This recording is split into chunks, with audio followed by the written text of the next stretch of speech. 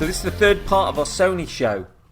The Sony Pony Show. The Pony Sony Show that we did 4 hours of the other day, which Paddy's going to do like a little... That's scissor sound. I'm still joined by James Carter. Hello. Paddy's turned up. All right. Who are you? I don't know. So let's... The next game, I'm your favourite Twitch streamer, Coffee Jesus. Yeah. So the next game on the list we've got is Deathloop. Oh yeah. We've seen this before.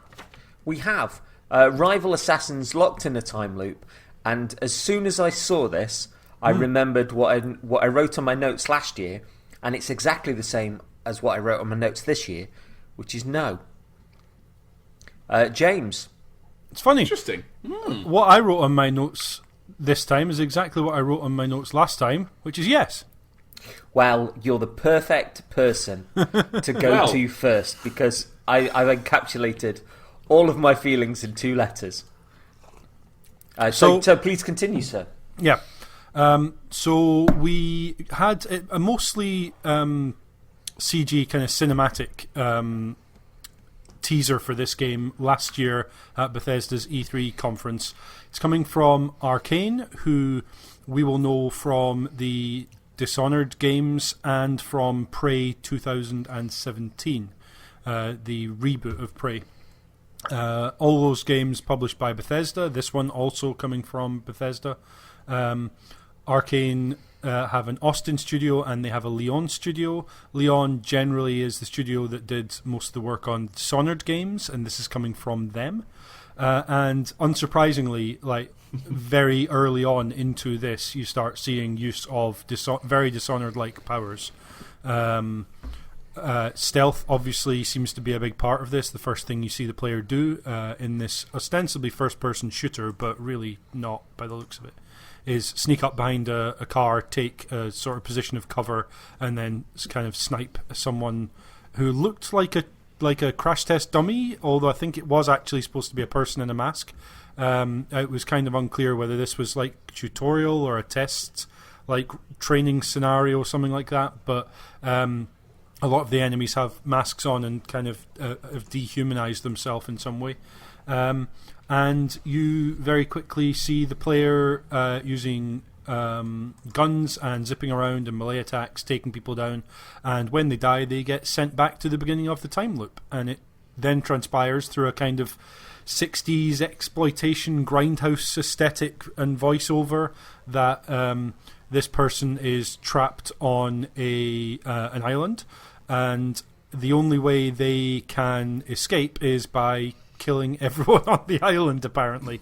And everyone is out to get them so they can have a party afterwards. And how do you feel? How does the game make you feel? I think it looks great. I think it looks Dishonored, but clearly fast, and the idea is almost in a bullet-stormy way. You're using abilities and weapons in combo, which in Dishonored you never really needed to do. You could always take your time, plan your move, and be very reserved. This looks like you're going to be pushed to move faster, not only because you're not just being hunted by the AI-controlled enemies, but you also have another assassin who's hunting you down, who can be controlled by another player. So it's a competitive 2-player sort of situation in a pretty much Souls invasion style. You can set it so that it's just going to be an AI assassin hunting you down, or you can leave it open so that someone can invade your game and be the one hunting you down. Just looks full of style, full of panache, and has a lot going on that I think makes it look very good. In terms of visuals of the actual game, I think it has quite a few We Happy Few vibes. And yeah, just lots going on that really spoke to me in a way that I like the look of, I have to say. Cool. Mr. Stardust. Funnily enough, I also wrote down the same thing in my notes that I wrote down last year, which is I didn't write any notes. So no, but apparently Boom. they're still floating their way down from the ceiling. Here they when come. you saw Ratchet and Clank. That was them landing. According to you, but not your truth wife. Look, you. Enough with your lies. Yeah, I'm cautiously interested in this, actually. Also, big round of applause for the first proper FPS of the whole show, everyone. We did it, guys. We lasted almost an hour and a bit before it turned up. Well done. Yeah, I was like medium interested in this last time. I think I'm more interested in it now. Like, Yep. I like the idea of it. Like, again, like James, I looked at it and immediately like, yep, that's a Dishonored DNA in there. I can see that immediately. Yeah. I like the audio of it. Actually, it sounded like, you know, those old Team Fortress 2 vignettes they used to do. Yeah. That music, spot on. I was like, oh yeah, I could play this. I like that all your targets were listed on the film poster at the end at the bottom. I thought that was a nice little touch, like starring this person, this person, this person. Yeah. I thought it looked cool. Again, you've touched on basically all the things I've written down on my notes that are real. Listen, there they are. The grindhousey look, you know, like it just looks fun. Like it looks quick and silly. I yet to be told. Like I think I'd like to know how the assassin stuff, like the 2-player aspect, works, because I think the single player looks obvious. Run, shoot, kill the 8 bad guys. That makes sense. But I'm not sure how this second player will work, or will you have to kill the same 8 every single time? Are you going to have to run through the same levels over and over and over again? Because that could be not as great if you're running through and you get sniped after you killed 6 of them, then you've got to start back at Jonathan number 1 again. Is that going to be great? I don't know. Can you be invaded per se, or is it I'm playing a 2-player game, we're both in this game and we're always playing it together? Is it a race? Are you both trying to kill the assassins and they just simplified it for the trailer? Because that's the idea I got first, was that they're both trying to do the same thing. Achieve the same goal, Yeah, this made it seem a little bit more asymmetric, where you've got one job and they've got a different job. Again, like Souls, when someone turns up, their job is to kill you specifically. Yep. And how that transpires versus, you know, when you're already fighting a level, who knows? But yeah, it looked fast. It looked like a laugh. It looked like the sort of thing that would make you shout a very bad word when you got sniped right near the end. I quite like this. I thought this was all right. Yeah. And the chucking people off ledges with like mind powers, that's just funny. Yeah, like, it looked like you go left now. Dishonored always had gun combat and combat in general beyond the use of abilities. You could actually go head to head with enemies, and you could tailor your abilities to actual frontal assault, if you like, rather than being sneaky round the back, as it were. But this looked like they blended that in a way that made it much more dynamic and smooth, in a similar way to going from, say, Bioshock to Bioshock 2, where instead of having to switch from weapon to ability to then be able to use your plasmids, you were dual wielding, and so you could fire off one, then the other, one, then the other, so it allowed you to be a bit more dynamically creative. And it looks like here, like, when it came point to reload and there was an enemy in front of you, we'll lift them up in the air, then you reload, then you shoot them. At one point they tossed a person to the side, shot them, tossed them back across the other way, shot them. It just seemed like there was a lot of there was a flow to this combat that Dishonored just never had. So the Dishonored series, the first one I really enjoyed, but I had reservations about the way that the world came together and the story they were telling and stuff like that. Didn't quite feel like it just wasn't quite what I was looking for from it.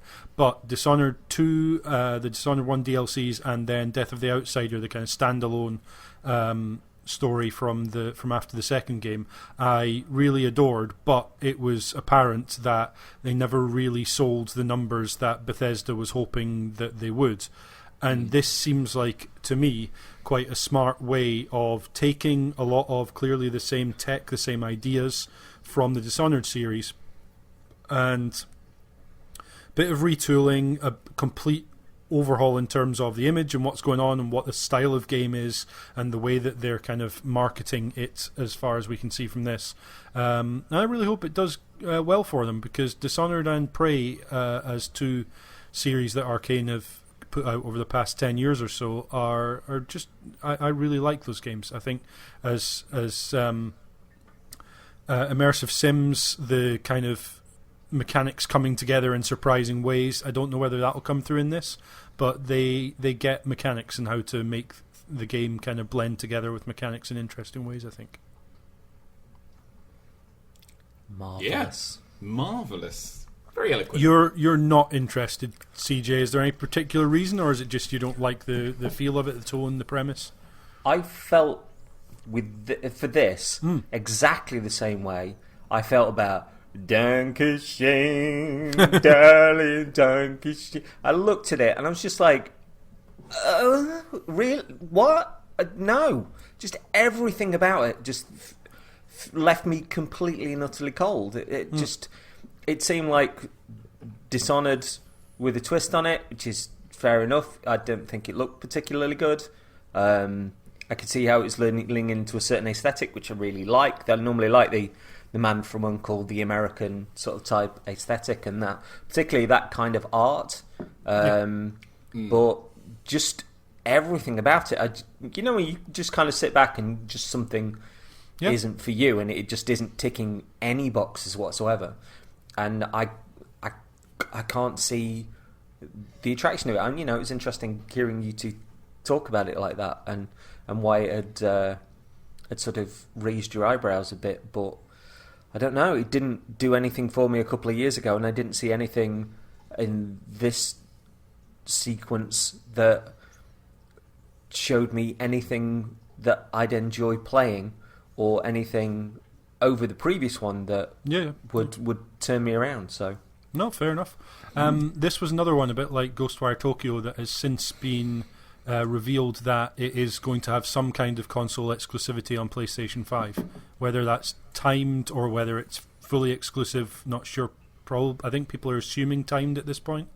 But yeah, Bethesda have clearly signed a deal with Sony to get a couple of their games on an exclusivity deal, which is interesting.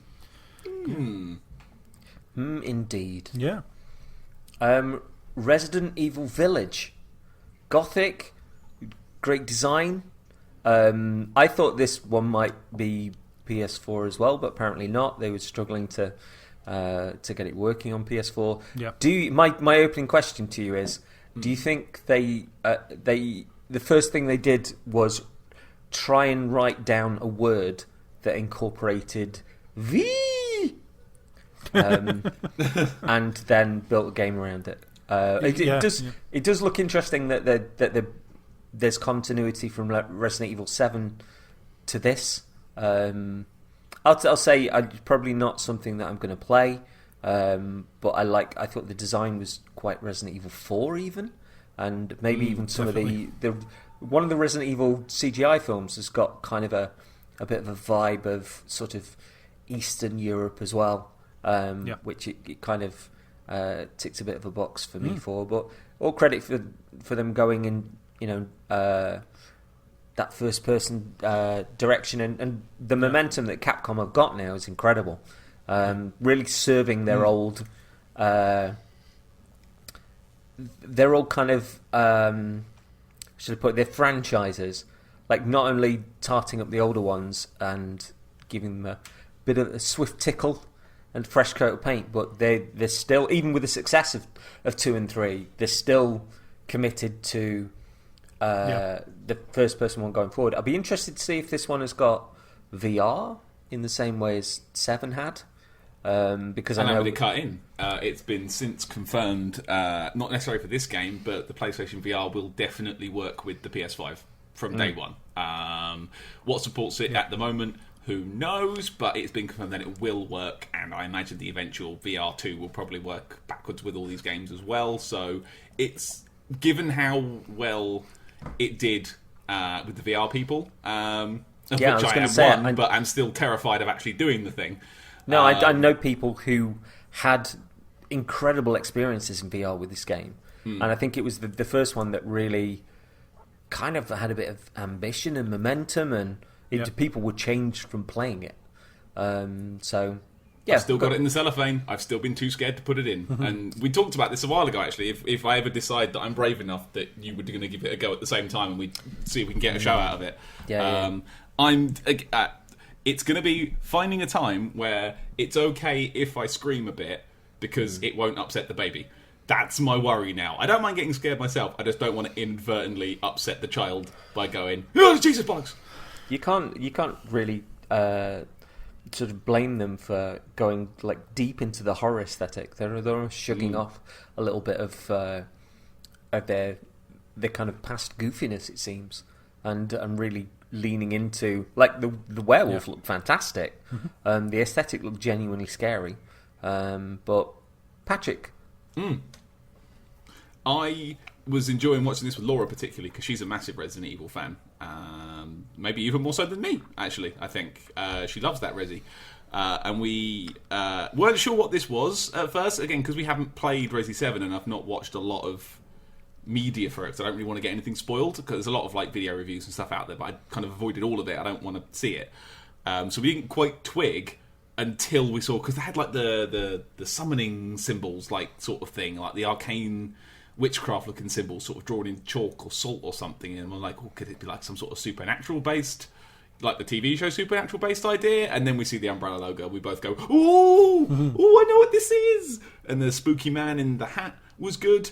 I like the old farmer man with the shotgun. I genuinely think this looks brilliant, like without seeing any gameplay, like, and I think the premise of 7 is brilliant. I'm just, again, I need to play 7 before I play 8 because that's how my brain works. But I'm a coward and it scares me and I don't want to jump ahead of myself, but this does look just mwah. And that Chris Redfield at the end, good lord, he's a boy now, isn't he? He's a chunkster. With a beard and shooting someone mercilessly. Like, what did you do that for, Chris Redfield? You mighty, mighty beef man who apparently Capcom don't seem to know what he looks like. He seems to change his face every single game. He looks a bit different. Chris through the years is, There was a great thread, and there was like 4 or 5 distinct Chris Redfields, and they all look like completely different people. It's like, what are you doing, Capcom? Pick a design for you Chris say Redfield. he's a chunky beefster, but it's Chris in Resident Evil 5, right? Yeah, I mean, he is the beefiest the there, arms. but I think I think he looks more sturdy. I would say he looks more like a chunky boy that you couldn't blow down with a strong wing. Resident Evil 5 is a bit Captain America almost. Boulder punching Superman. I will go on record saying I quite like Boulder punching Superman, Chris Redfield from Resident Evil 5. Me and Laura had a hell of a time playing Resident Evil 5. It was probably our favourite one to go through. As a co-op experience, it's amazing. It got slammed in the reviews and stuff. As a co-op experience, it is impeccable. We had so much fun with that game.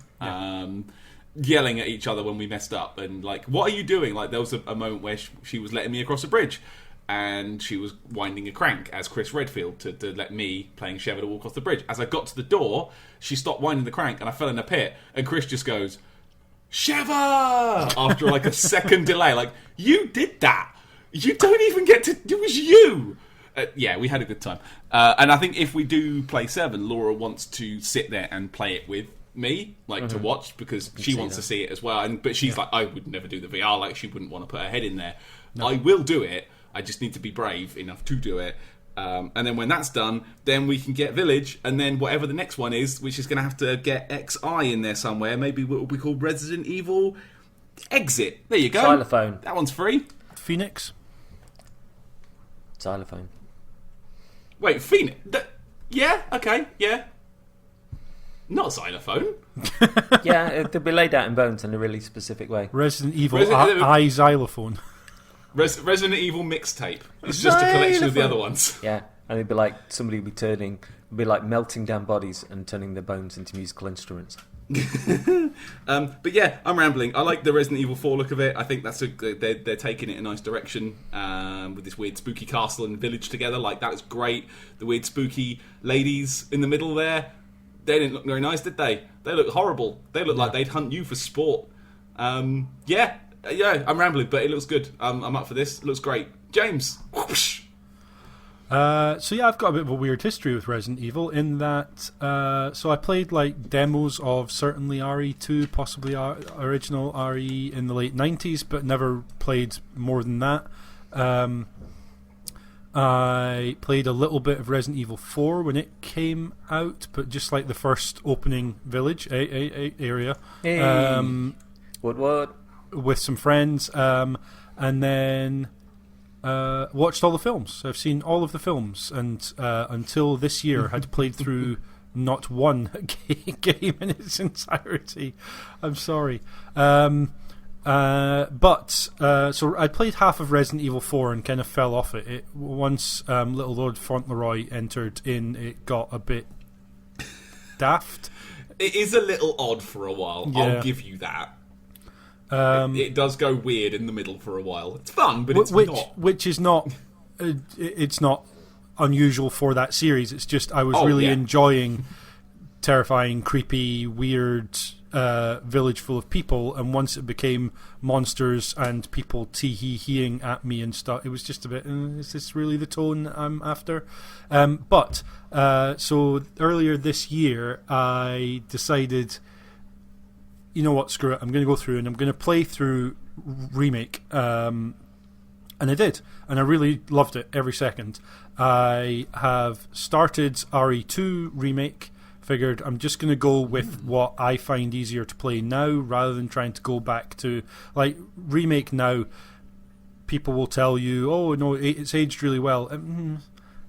The tank controls and the not being able to see around the corner and the changing perspectives, that's not easy to pick up now. It's not easy to pick up now. The glory, the wonderment of tank controls. How dare you? It's not easy to pick up now at all. I'm sorry, it's not. And I'd go so far as to say that, and this includes me, if it's a game you played at the time and now you want to say, oh, it's aged really well, you don't get to. You don't, because you've got the memories and the muscle memory and the nostalgia and the everything. There are games that are beloved that many people can go back to and play quite easily that haven't aged well. Like, tell someone that GoldenEye hasn't aged well, and if they've still got the muscle memory, they'll tell you you're nuts. But it hasn't. It's not. It's rubbish. I had this with Ocarina of Time. Everyone said it was amazing, and I hated the act of walking around in it. It made me angry. Yeah. To be clear, I'm not saying GoldenEye is rubbish. I'm saying that saying GoldenEye hasn't aged or has aged well is rubbish. I'm not saying the game is. But so I have that issue. But I thought Remake, that I'll go through that and I'll see what something approaching old school Resident Evil's like, because it's the most up to date way to play that first game. And I've started Resident Evil 2 Remake, and it's terrifying and intense, but I'm really enjoying it because I can see the threads of where the game design has come from, you know, where it leads off of Remake. I fully intend to play Resident Evil 3, Nemesis? the remake, and fully intend then, depending on how far I get, to play through Resident Evil 4, given I've played half of it, to play through that, because I'll have time before the remake of that comes out, the rumoured remake I should say. I, like you, Paddy, so with PSVR, got a nice cellophane wrapped copy of Resident Evil 7, and based on what I had seen in trailers and stuff and what I had heard people say about it, I don't want even to go in through the cellophane. I'll just leave it sealed, safe, just in case you're not emanating any evil out into my life. There's a spider in here. But I absolutely, once I've played RE2, RE3, fully intend to go and see what 7's all about. 5, I'm never going to play because I don't have anyone to play co-op, and why would I put myself through bad AI? No. James, I'll play it with you. I love that game. I'll say as well that I love that game.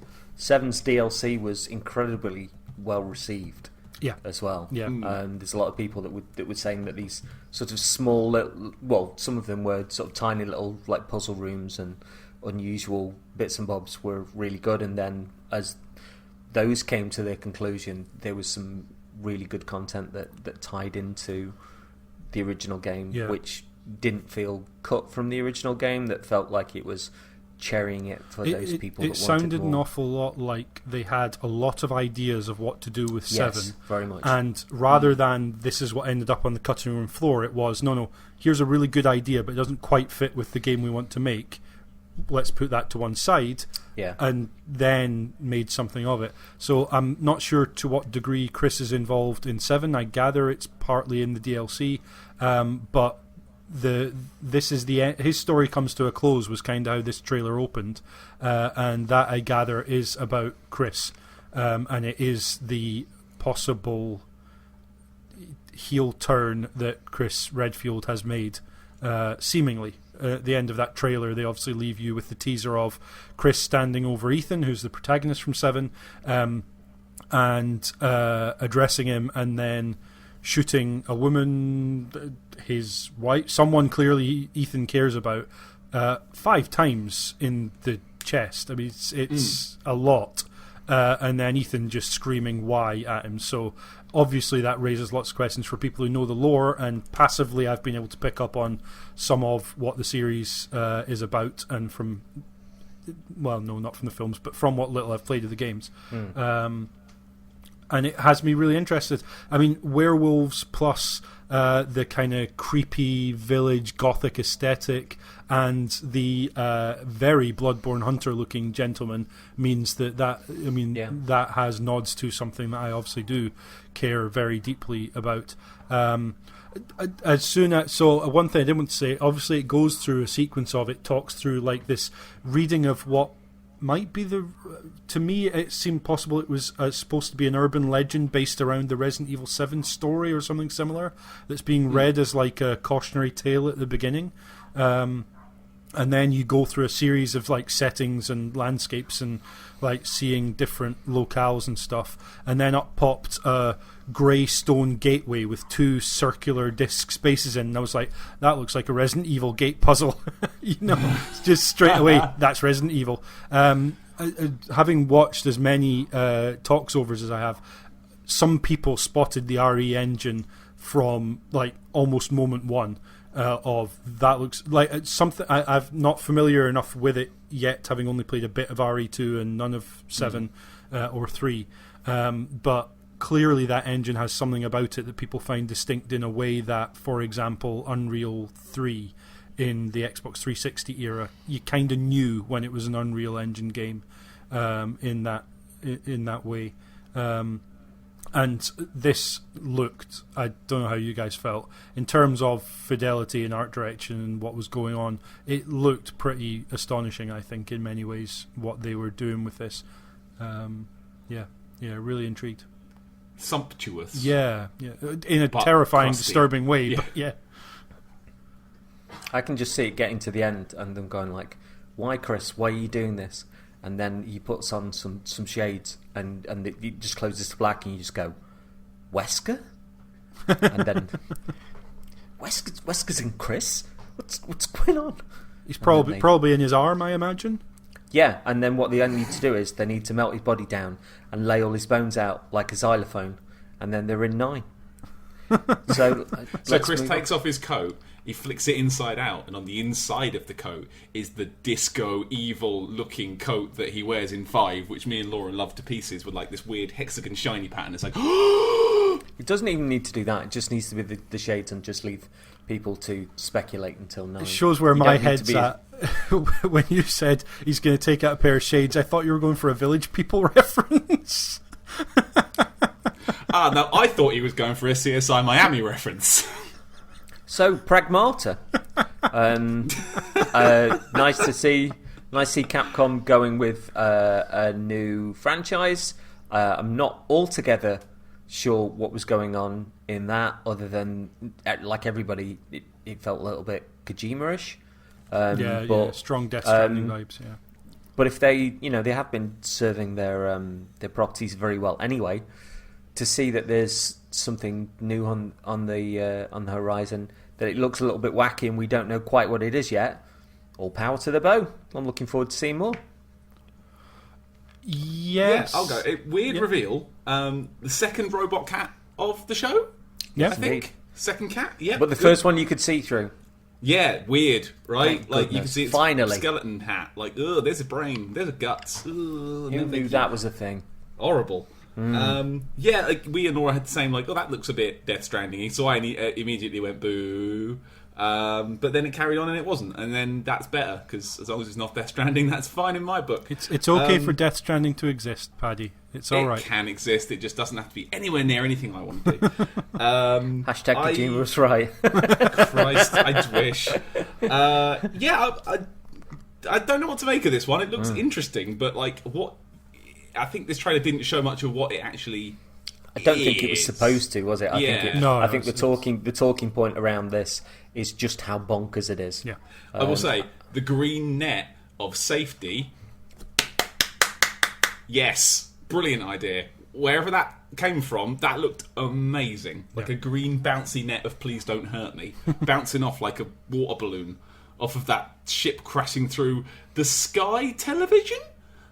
The Sky, because it seemed to crash through a screen almost that broke and smashed, and so it's odd. And the little girl, was she a robot then? Because she was flying in space.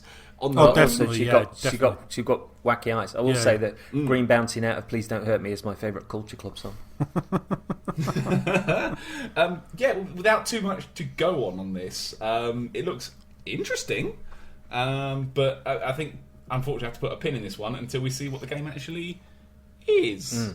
But pleasantly intrigued in the world that they seem to have set up with Green Bouncy Net of safe. You've kind of got to give Capcom their own head on this one, because they've gone from a company last gen who everybody was like, oh, Capcom, and yet they're now sort of ballparking it consistently. So well played, James. Everything you guys have said looked intriguing. Death Stranding is absolutely a positive thing to reflect on for me. I enjoyed that game. I enjoyed the kind of doled out teasers and trailers and the anticipation and the kind of the questions of the build up to the game. I didn't think it was a perfect game, but I got something from the experience of playing it. I think the last 4 hours went off a cliff, but there was something there that I was intrigued in. This, I thought it looked Death Stranding-ish, but in that way of I have lots of questions, and like they're anticipating, they're putting out the breadcrumbs and knowing what people are going to pick up on. I thought it was really interesting. It's not due to be coming till 2022, so obviously long way off. We've got a lot more of this game we're able to see. The one thing that keeps niggling the back of my head is we've seen a really interesting teaser of a bizarre idea from Capcom before that came to absolutely nothing. So I'm not going to get excited for this game until I know that it's not deep down. That was a good time ago, though. Absolutely. I think they were probably a different company than then. Although I did hear somebody mention recently, they were like, have you gone back and looked at that Deep Down reveal? It's still really good. It's probably better than anything that's been revealed for next gen. Yeah. So it's just, yes, absolutely. Capcom have the last 3 years probably now really turned things around. They've still made missteps and mistakes, particularly if you're someone like I do who follows their fighting game pedigree and stable. They have definitely continued within those last 3 years of Resident Evil really being turned around. They've continued to make mistakes with how they've handled their fighting games, but by and large they are doing great, and they are going all in behind the RE engine and having multiple studios at a time working on Resident Evil. I'd like to think that Pragmata is something they're really getting behind as an idea, maybe spurred on by seeing stuff like Death Stranding kind of be received so well. But I just can't get over the fact that between Dragon's Dogma and Deep Down, Capcom have series that they have struggled to bring to fruition when there is a lot of anticipation and excitement for them, and they still haven't quite got their head around what they want to do. That was a different Capcom, but it's still Capcom, and so there's something about this just has in the back of my mind. I'll wait until we're seeing actual gameplay and an actual finished product in sight before I actually get excited, which is it doesn't draw away from at all the fact that I thought this was a really well pitched new IP, which is great to see as well. And that Capcom just put Pragmata up, and then you had to read the tiny little copyright text at the last screen to know it was Capcom. It was supposed to be mystery and just here's something to fire the imagination. That's really cool. I think given the sort of tale that Death Stranding had, why wouldn't you sort of try to, I don't know, get a similar sort of thing for your game? Because people are going to obviously look at the Spaceman bloke and just go, oh, that's a bit Death Stranding. And if people are intrigued and confused now, if Capcom have got the confidence to, to give us a little bit more and give us a little bit more, and then hopefully ballpark the game, then good luck to them. But I'm intrigued. They've got my attention. Absolutely, yeah. I think they've got a lot of people's attention. And the fact that this was in that run from probably Demon's Souls onwards of just games they knew were going to get a strong reaction from people. I mean, you can argue that goes the whole way through. You can argue it Bugsnax, but Demon's Souls was, we know there's an audience watching this that are going to go nuts. Deathloop, not for everyone, but some, like a lot of people have had a strong reaction to that. If you're someone that likes Arcane's games, it was absolutely there. Resident Evil Village is just like, obviously loads of people excited for that, especially with how Resident Evil's been the past 3 games, I guess.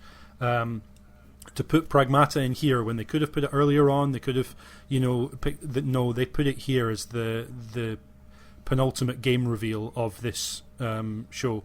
That shows confidence in this. It shows that Sony were interested to put it here, and Sony could well have said, actually, we've got Death Stranding, we don't really need this sort of thing in our conference. No, Sony wanted this here, Capcom wanted this here, and that's really exciting. Radaduda. Then Horizon Forbidden West, Snorlax, mammoths, Benny masks. Bless you. And this, thanks. I don't know. For me, this was a strange one because visually, I find the original very arresting. Certainly, the colours, and this one didn't hit me visually as much as the last one did. There was something, I don't know, something that didn't seem as dreamlike and cohesive, and I love those pinks and those oranges of the original. But I am going through the original at the minute, and after originally playing it and not clicking with it, I'm pretty smitten with it at this point. I think it's great, and I'm way into the story. So yes, I love the original. I will pick this up, and I think that Aloy's a great character, and I think that the voice acting in the original game is fantastic, but Ash does a superb job of voicing this trailer as well. So passionate, and the delivery is wonderful. So I'm up for this, and nice to see Guerrilla doing as well as they are. And I think people have said that even if you flick back to last gen and you put Killzone Shadowfall on now, it still looks like one of the best looking PS4 games. Up for this. I'm going to bounce straight to James. I think I've probably said this before on one of the E3 shows where we had Horizon stuff going on, but I became, through the course of the showing and kind of reveals for Horizon Zero Dawn, I started off really interested and became less and less interested the more I saw of the game. I can't still quite put my finger on it. I think my hope for it was, this is going to be Robot Dinosaur Witcher, and it started to look a bit more like Robot Dinosaur Assassin's Creed, but like in that Ubisoft open world trope kind of way, and that kind of turned me off a bit.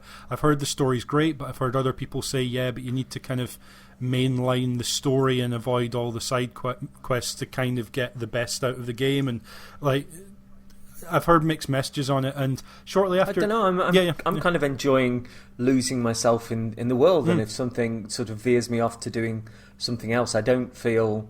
I mean, I'm still not super deep into it, but I'm kind of welcome of welcome to follow these characters and to get more out of the world. And I enjoyed the mechanics of taking the creatures down. I think they're bustling and terrifying, and I still haven't sort of quite got my head around it. And even on stream yesterday, I had people sort of, because I'd come back to it after a little while, people teaching me how to use like bowcasters and stuff. Yeah, and that was a nice memory on stream. But so open world, kind of expansive games with loads of stuff to do on maps, etc. I definitely have my moments of, I'm going to go and find one of those to play. Probably the next time I do that will be with Assassin's Creed Odyssey.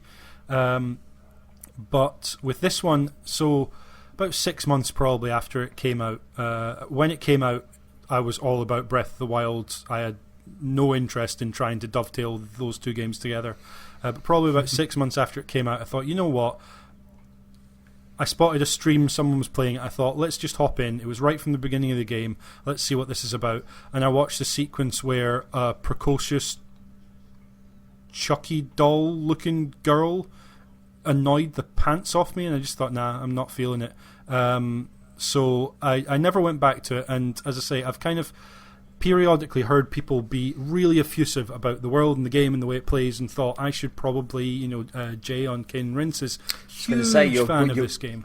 Your boy Jay, I know he's beat his chest, and he was in the stream yesterday talking about it. And it's one of those where whenever I hear someone be really positive about it, I almost always see some kind of response of, I didn't get on with it for this reason, and I'm like, that sounds like enough of a warning to me that I shouldn't, because I don't want to start playing a game with something in the back of my mind saying you're not going to enjoy this. That's not a fair way to tackle a game. So, but I also think that you can come to games at different times with different moods. Yeah, definitely. Like I say, I first played it and everything that he was doing just didn't hook me in at all. Yet I always felt like I'd got unfinished business with it, which I think is kind of what you're intimating there. Yeah. There's something drawing me back, and I don't know what it is, but I still don't feel like I've got a measure of it. Even Bloodborne was like this. That it's not you, it's me, and we'll find each other at the right time and stuff. And it's nice that I've kind of discovered how much I love it at this point.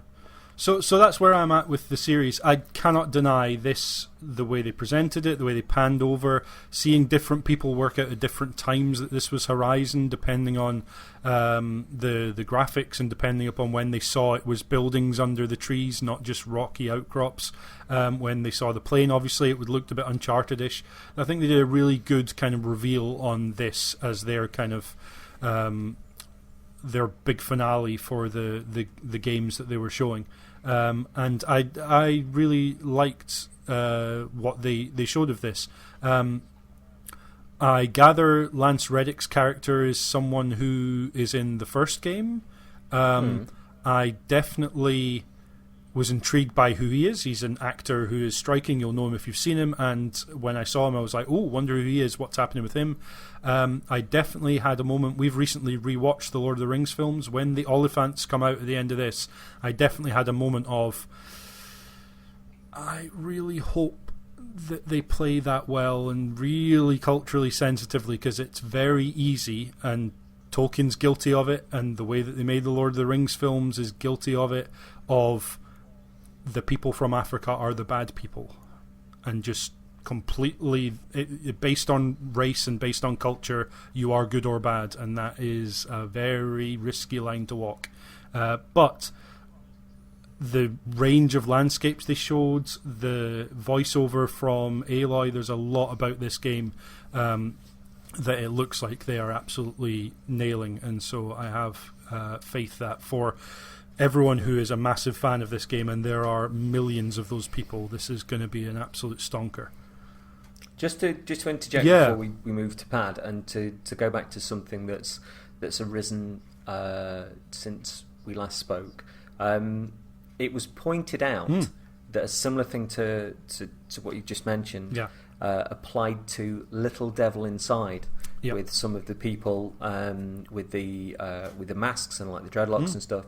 And the devs have come out straight away to say, like, every people on our team were studying different sort of tribal masks and all that sort of stuff. That's not what we were going for to offend everybody. We will try and change it. If it's still like that, we'll do something else. And I was like, well played. That's lovely. Yeah, just accept the criticism, acknowledge it's a blind spot, take the criticism but also on it comes board across and, as comes across as sincere in that regard, because they were like, oh God, we didn't see it, I'm really sorry.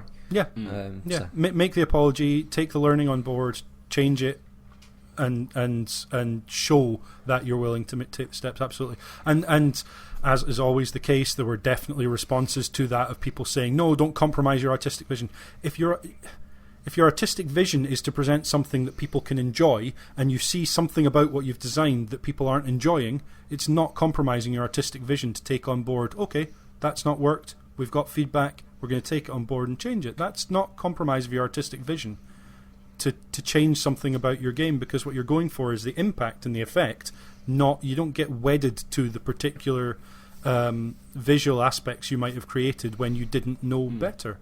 Yeah. Can we say as well that in that little Devil Inside trailer, there was so much imagination there that I don't think they're going to be short of people being able to come up with something that's equally, if not more, cool than what they've got. So I tip my hat towards them for the response, and I can't wait to see what they do. I was really pleasantly not surprised, but just really happy to see that response. Yeah, well said. Thank you for bringing that up.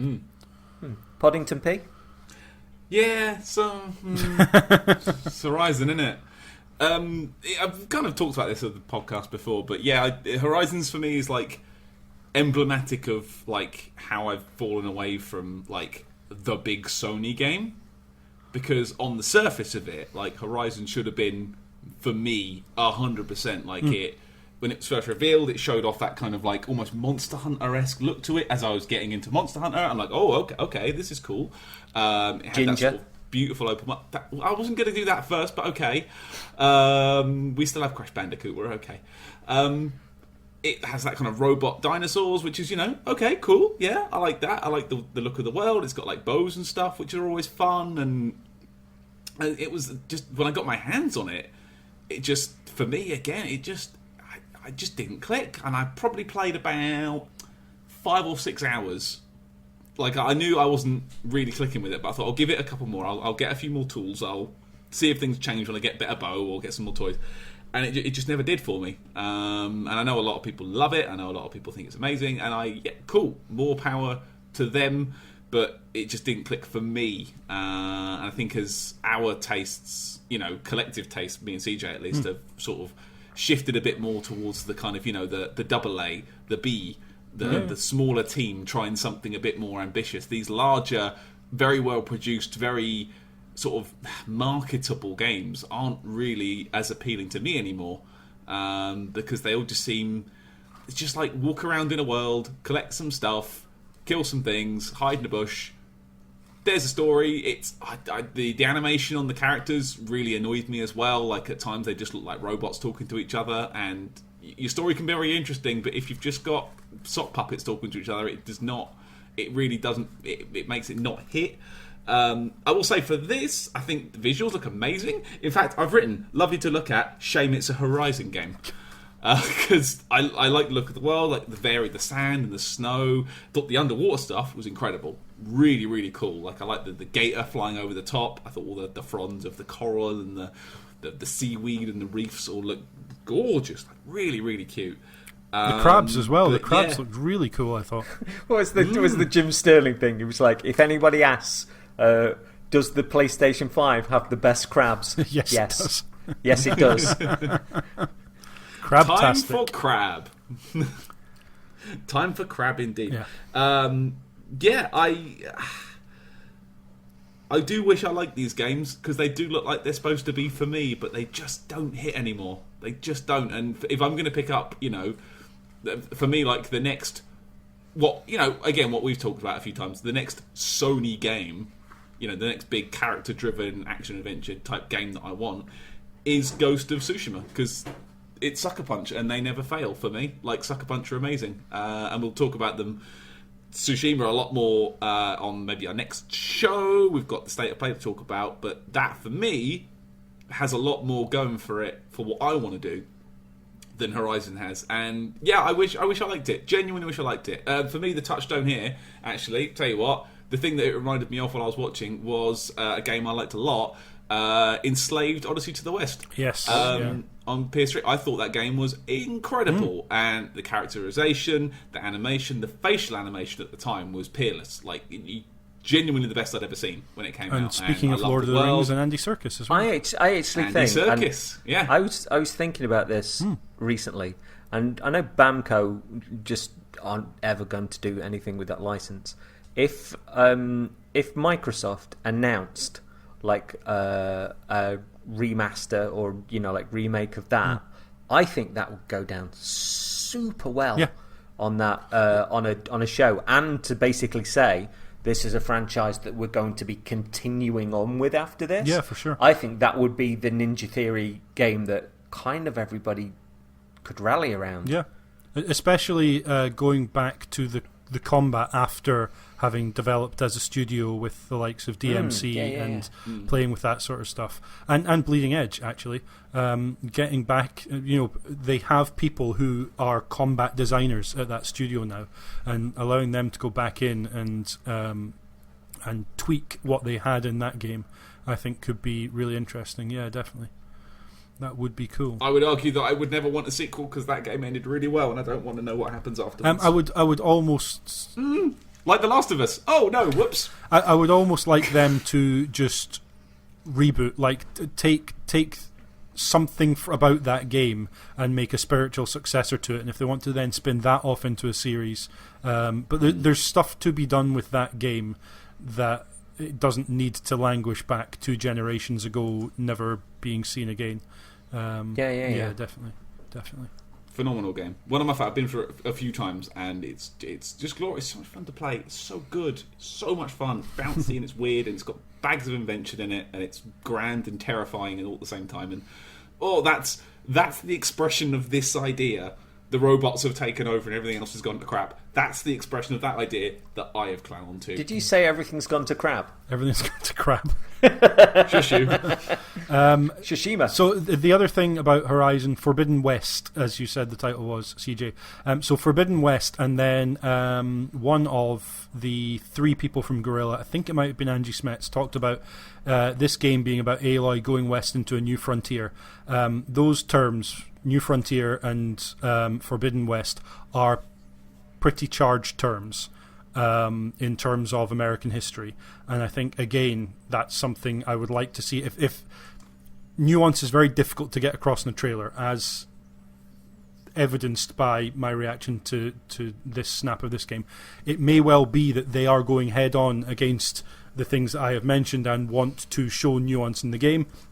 Absolutely fine, but it'd be interesting to see whether Guerrilla are particularly going to tackle the particularly racial overtones that some of the stuff in terms around this game could indicate. That would be really interesting to see them actually go into that and see if they can say something about it that does help people understand more about the history of the world in their country from the point of view of this almost blank slate world, but very much from the ashes of our world. That's got a lot of possibility there, and I hope they nail it.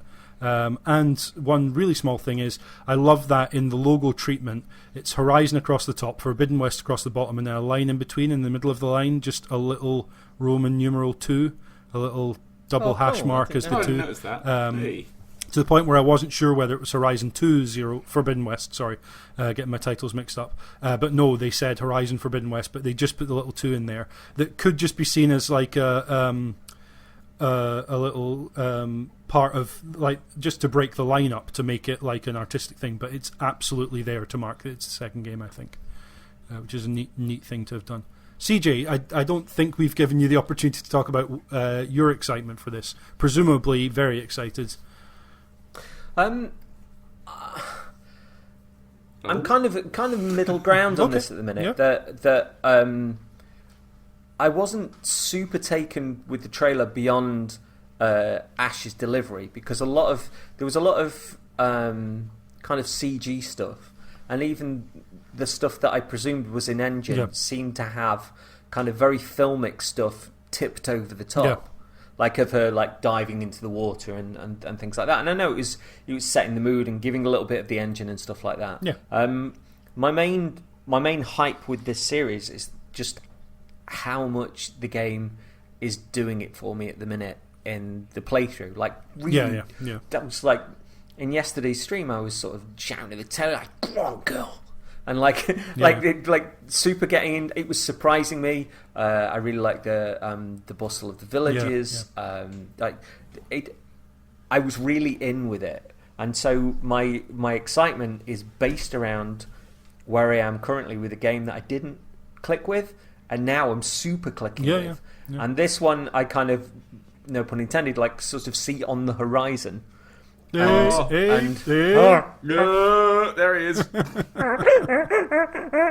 And will undoubtedly, like as I get close to finishing this and I go through like the Forbidden Wilds, I think it is, I'll probably have more hype once I'm even more connected with the game, at the point where they're actually showing me more of the game, and I think it's a good way off yet. It wouldn't surprise me if it's no date like on two this. years away. But yeah, so not super taken with this, although this is one of those where folks were saying, commenting about the fidelity of the stream, and I'd seen a few people say, check out this one on PlayStation's YouTube because it's in 4K, and likewise Ratchet and Clank as well. 4K HDR, is going to be a different, like super beautiful on there. But so it's paused. I wouldn't say I was super taken with that trailer at all. Okay, nice of them to sort of say where they're going with it. But my excitement in general is completely focused on the first game at the minute and how in I am after, presuming that it wasn't for me. One thing, so a couple of things I wanted to mention. It's not a negative, it's just an observation. The number of games here, and just in general, that have a corruption of some sort across the land and the need to purify that is just video game trope. That is the trope, I think. I get it. It's a really nice visual representation of something being wrong, and a really nice visual representation of the impact you're having on the world. Several games in this tilted towards that. It looks like this does too. I mean, most notably Bugsnax. And the other, the voiceover very much stressing this is Aloy is the only one who can do this. That, like in superhero films of recent times, a lot of the messages you see are, you can't do this alone. You need to come together with others who can support you and aid you and help you, and we will do this together. I find to be such a more positive message than, you are the one with the special blood or special chip on the side of your head and are the only one who has the ability to solve this problem. They're completely different narrative and character archetypes. I get that. You don't have to go one for the other. And in this case, when it's a woman doing it, my default is to say, absolutely, let's actually show that you don't have to be Kratos killing everything to solve the problem. That anyone can go out and do this, and we need more representation in all sorts of character types. It's just the voiceover was very much, I was sitting here thinking, there's no one else in this world who can even help. Well, James, she's a protagonist, which means she can carry 9 weapons at once, whereas everyone else can only carry 1. She just put them in her magic pocket. Is this going to veer back towards that thing that I was talking to Paddy about today, where in the Destiny event, like somebody said, well, a ship couldn't. I was watching a certain stream, and somebody says that a ship couldn't crash like that on Earth because it would destroy the planet. And the person just went, "Yes, but you were a space wizard who fires at lightning out of your fingers, and it doesn't hurt you. You can fly around and So put it down to imagination. But in that regard, where I am in the story at the minute, it kind of does veer towards suggesting that she might be the only one that can stop that. So it's not as if like, oh, you know, because a lot of the time it's like, you are the chosen one. Yeah. But this story stuff that I'm getting intimations of now, and is sort of starting to become sort of quite important within the fact that she might be. So I can see it's just and I'm not leveling all of this on Horizon's shoulder. It's just this is the last game we saw, and therefore several things I'd noticed across the games. Like Kenna was one where the voiceover was, she is the special one with the special ability to do this thing. Oh, it's corruption across the land she's solving? Yeah, of course it is. And it's like, I can absolutely see that why that would be a really powerful message to have for the protagonist, for the player, for the everything. But it's like holding up the one baddie that if you finish them off, the world's fine. Well, we know that's not how the real world works, and it'd be nice to see a little more complexity and a little more acknowledgement of that across fiction as well. But I get it's fiction, so do what you like. But I will state in that regard, and it's a bit of a hop, skip, and jump to the left, but there's a comic book series that I think about so often from like, God, it must be like 15, 20 years ago, where Beano? No. Where there was kind of a retooling of a very what was originally like a bit of an X-Men ripoff, and they did this initial story where, and it was the whole cliche of somebody going towards the power source, and oh, he's the bad guy, he's going to get hold of the power source, and the hero's basically going like, well, what were you going to do with it? And he was, I'm just going to make batteries. It's like, what do you mean? He was like, everybody needs batteries. It's like, what? And he ends up giving this to kind of the Cyclops type character who was an android in the series, and he forms a corporation, and basically he just puts cheap batteries in everything. Yep. They start like building cheaper cars and making it affordable for people. The money that comes in, they end up like giving loads of computers to schools and making like the poor and minorities like educated, like giving them the option to be as educated as everybody else. And the American government started to be threatened by the fact that this was going on. And as they were going along, they were basically saying, well, if there's this car that runs on battery that doesn't need petrol, what about the petrol industry? What about other cars? And they were just like, well, we'll buy the rest of the car industry, because all this money is coming in. And it basically became about the American government trying to position them as a threat to freedom, because they were doing all these things for the people and trying to kind of manipulate them around that. And I always loved the fact that the nucleus of that was a villain who was after this power source because he wanted to make batteries, because everybody needs batteries, but basically turning that over to the good guys because they had an idea to change the world. And I always thought that was so cool and so brave. And the weird thing was amongst that run that it just didn't sell, and they ended up sort of like pulling the rug out from under it and sort of trying to go in a Tarantino type direction with the same writer. And the battery stuff has always stayed on my mind because it veered away from cliche and into something genuinely interesting, but also the way that now plays out into modern day society, especially, I just find fascinating. So So you say that, and all I can see is that panel from, I think it's a Spider-Man comic with Dr. Dinosaur. He's like, you've got the power to rule the human genomes. You could cure cancer. I don't want to cure cancer. I want to turn people into dinosaurs. It's amazing.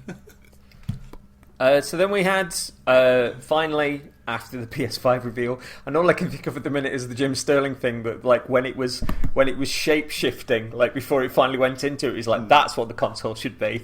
It's just like pulsing in the corner of your room. Did you guys think that the shape, like at the beginning they put a giant white cube out and then they carved the symbols out of it, the face button symbols, and then at the end they put a giant black tower, and that seemed like this is what Xbox Series X looks like, here's what ours looks like. Maybe I'm reading too much into that, but I think they were doing. It looked like those things you see at the movies when they're showing you how they put their seats together and all the little balls to come together, and you get the sort of the boom. Yeah. And it pans out, and then there's some just popcorn and a soda, but shot really close up. I just appreciated this for it was just a nice, weird, pulsating glob to look at as the thing sort of birthed out of the middle. Maybe it was a nod to the fact that all the other machines they've made have been big black boxes, and this one was now birthed out of the middle as a new white box. Yeah, definitely. Yeah. So what was your initial reaction, James, when you first saw the machine? I can tell you because I wrote it down. No. That was good. That laugh was good because that's all we need to know. The internet split in twine, like with one side or the other. Nobody was like, well, actually, there are a few people that are just going like, it doesn't really matter. It just plays your games and it sits near your telly. But it was either like, or like, that looks like my air conditioner. Yeah. That looks like the modem that you got in 2000 from Virgin Media. So my words I wrote down. So beads coalesce in a jagged black tower, separating to reveal a black and white Xbox 360 or a black and white BT home hub. Tough to tell. That was what I wrote down. It's striking. I think that's an important counterpoint to what Microsoft have done with the Series X, and arguably what we've ended up with this generation with the black boxes. I think you see that, you know exactly what it is. There's no mistaking it. Whereas the Series X seems to want to look a bit more like a PC tower. There are cooling reasons why it's the shape it is and the way it is and the size it is, etc. I think the other thing is the size comparisons that we share between us. This thing is stonkingly large. Unbelievably large.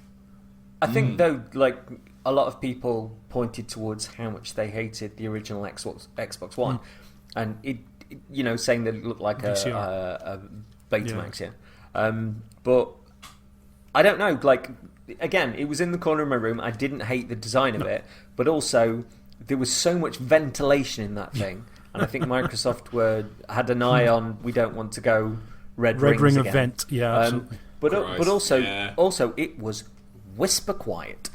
Absolutely. I presume with the amount of overclocking that they've had to do on this machine, that's a necessity, and also anything that doesn't sound like somebody's violently hoovering in an adjacent room in your brain is a wonderful thing. Paddy. So between me and Laura, I think we settled on that it looked a bit like, so you know when you're watching a sci-fi film and the camera pans around and the hero's in a helicopter. Yes. And they're going to visit the base of the corporation or the government agency they've been hired to work for, and the camera pans around and they're flying around the building. That's the building. It's the PS5. It's that building, that big curved sweep. In fact, I think I even saw a building that looked like that in Killzone Shadowfall, as we were mentioning it earlier. I think I've jumped onto a building like that in Just Cause or Crackdown.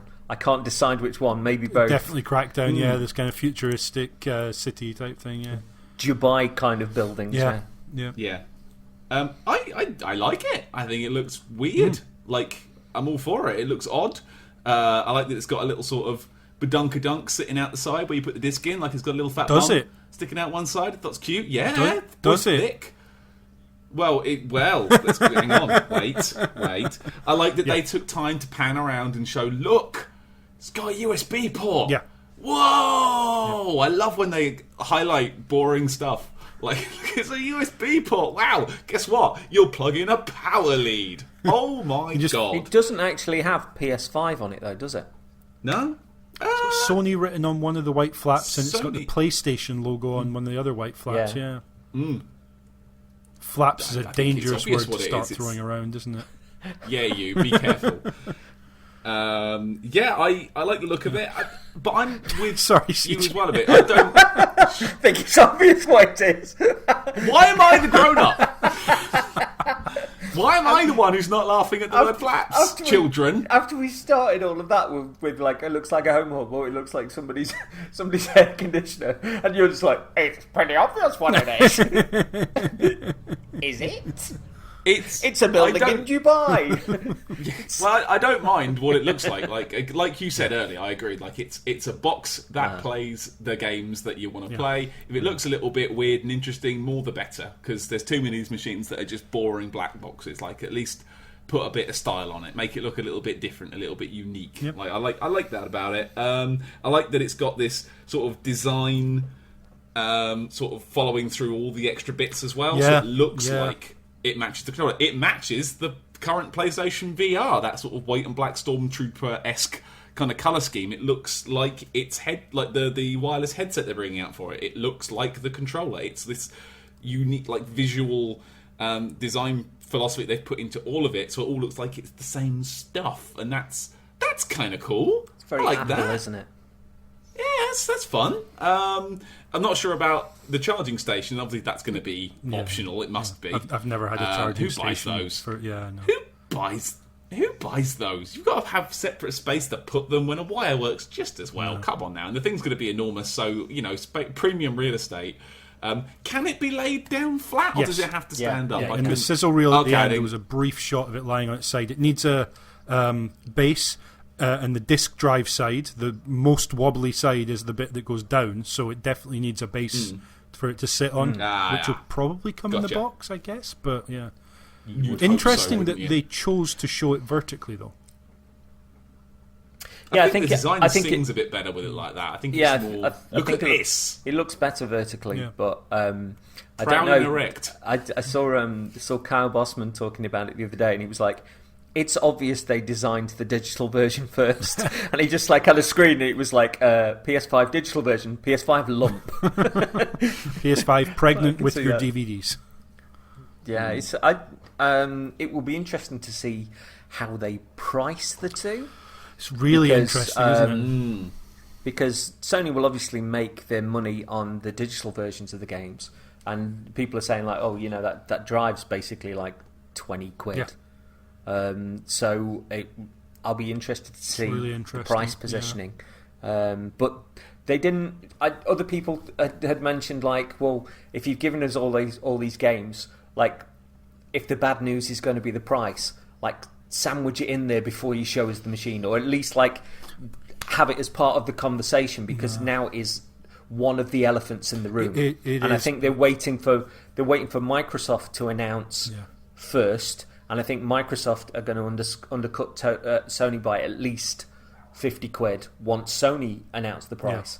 And I presume Sony's tack is going to be, look, we're not going to be. Well, they've already said that we're not going to be forced down on price. That we believe what we've got is the games, and that people this prestige, and people know what we did last gen, and people pony up for that. And I was like, that's great messaging. But when you're giving that messaging right here, right now, is where you give the price. Yeah, you don't have that hanging in the air at all, because that is the perfect messaging to massage the price in alongside the games that you've shown. I think. I agree. If Sony truly aren't worried about the price, they think they sell them anyway, why would they not just announce price now? So it may be they don't know the price yet, because production and shipping and everything's still kind of up in the air with how things are going at the moment. And we're any other year, 5 months out from this thing presumably releasing, would be fine. But this year, with the way things are, 5 months is a long time for things to change. So can you imagine the blowback if they announced here it's going to be $399, and everyone goes, oh, okay, I can deal with that, and then 2 months later, sorry guys, we're going to have to add 30 quid on top of that. And whoops! can you imagine? I think that sod that. I think this will be 550 quid. I think this is 600 and 500 maybe for the two different versions. And I think that Microsoft will go for 450 for the Series X, because they've already said they've cleared it with Microsoft head honchos. That they're not going to be intimidated on price. I think regardless of what Sony do, I think they're going to pitch 100 quid under Sony. I think they're going to make that a and very Microsoft difficult can, conversation. if they choose to, they can afford to eat massive losses on these first run. And I think when Sony say they're being bullish, they're not going to be beaten on price. If, let's say, Microsoft have a £400, £450 box, and Sony are £500 and £600, Sony can probably manage with a £50 difference, $50 difference, whatever it is. If it's 100, if it's 150, if it was 200, it shouldn't be by the cost of the box. But if it was, I think Sony do blink and reduce their price then, because we have seen. I actually think as well that within that if say Microsoft come out at like say 400 as you were saying, if they were aiming for that. And Sony coming out at like 550, 600. There's the point where Sony are then going to have to steadily knock that down and knock that down and knock that down. And Microsoft can hold at that price for a long time. Whilst production's getting cheaper. We're not shifting from that price. If you want one, that's the price. It's super cheap. We've done that for you. Also, I can say that we agreed that the Inside Xbox wasn't all that it could have done recently, and that they made mistakes, and Microsoft have acknowledged that. This is the most Microsoft show that Sony have done in a while, and has been received really, really well. If Microsoft then look at this, and they know what they're doing with first party, and they've got this show for July 4th, if they ballpark that show and then go £400, they're back kind of at the head of the conversation, and the ball then floats back to Sony. And this is the great part about all of this, that this kind of tennis between them is fantastic for the customer. You see some of the strategy, don't you, is what we're seeing at the moment. I think it's really interesting, because the thing is, there's no reason that digital and disc versions of PlayStation 5 should be more than $50 separated in price. There really isn't. And it's really intriguing then, because anyone who has... Let's presume they're not doing backwards compatibility on PS3, PS2 and PS1 discs. Because they haven't revealed that yet. They had the graphic in the GDC talk that said PS4, PS4 Pro would be backwards compatible. Anyone who's got a lot of discs has to look at, is £50 worth it in order to be able to play those discs? Because you're going to have to put the disc in to play a backwards compatible game if you only have the disc. Yeah. Whereas, and I've looked today, I have about 10 PS4 discs. I've looked at, okay, if I trade those in, what do I get back from them? Could I then buy them digitally in order to keep those? And would I then maybe think, you know what, all the PC games I buy are obviously digital. It's kind of maybe 30% of like games I really know I want to buy day one and I'm going to want to keep forever. I'm happy to buy digitally. Anything I'm not sure of, I tend to buy physical because I can trade it in and get money back, whether I like it or don't, or finish it quickly or whatever. There's some value I can get back from that in order to buy some other game. And I get that Sony and Microsoft don't really want people trading in physical games. Developers, publishers don't really want that. But that's part of the economics of me playing as many games as I do. And it really is an interesting decision. Like, unless you are 100% digital, you do not want a physical disc, and you have no physical discs for your PS4, what price difference does there need to be to convince people to buy the digital over the physical? $50 is not enough to convince people to go digital, but the benefit to Sony, as you say, CJ, is people on digital are only buying digital games. That means Sony make more money. So do they eat a bit bigger of a loss, or a loss on the digital, to make it $100 cheaper, to try and encourage people to go for that? I think that would be the movement. Yeah. If you were going to massage anything, that would be it. You're right. I hadn't thought about that, but I still. I know people on different sides of the argument. I know. I mean, for me, oftentimes if I buy a game and I think it's for me and it's not, I've still got, if I take that in and trade it, £30 against something that I might like more. But also I know folks like Jeremy Greer who doesn't want the clutter, who would rather just buy the game outright digitally, or I think his previous PS4, like the drive had failed, and so he got into just buying digital stuff anyway. So I guess there's that tail between the people that have been buying digital anyway and kind of next gen as it's become more and more powerful. But I think that's the nearest that they get to Microsoft price-wise. Yeah, definitely. It's just really interesting. I could see it being £50, but if they went £100 cheaper, that would be an interesting part of the. That's the point where you could say that's how they eat it, if you will, because of the extra money that they're going to be generating through digital sales. It's really interesting as well, because the assumption is the digital version is cheaper because it doesn't have the drive, and we should say it's a 4K UHD Blu-ray drive this time round, which Sony didn't have. Finally. PS3 was your Blu-ray player for a lot of people. It was for me. That was the easy way to get a Blu-ray player. Blu-ray was the best quality disc you could get for movies, and it had a media remote. And then I can only imagine in their desperation to not pitch PS4 as a media machine. This is games. That was the whole part of the reveal back in 2013. There was never a media remote, as far as I'm aware, an official Sony one for the PS4. And the one on PS3 was amazing as well. It was brilliant. It was great. I'm pretty sure there was. Because I think I nearly bought it. I've never seen one, and they never added. I was looking for a long time, and I only saw kind of games version of it, third-party ones, which I'm sure the PS3 one as well, because the PS3 became my media machine. Yeah. Because I'm sure that was something like a Bluetooth remote on the PS3. Yeah. It was amazing, and the kind of third-party ones were all kind of pointed at your PS4. Sure. Yeah.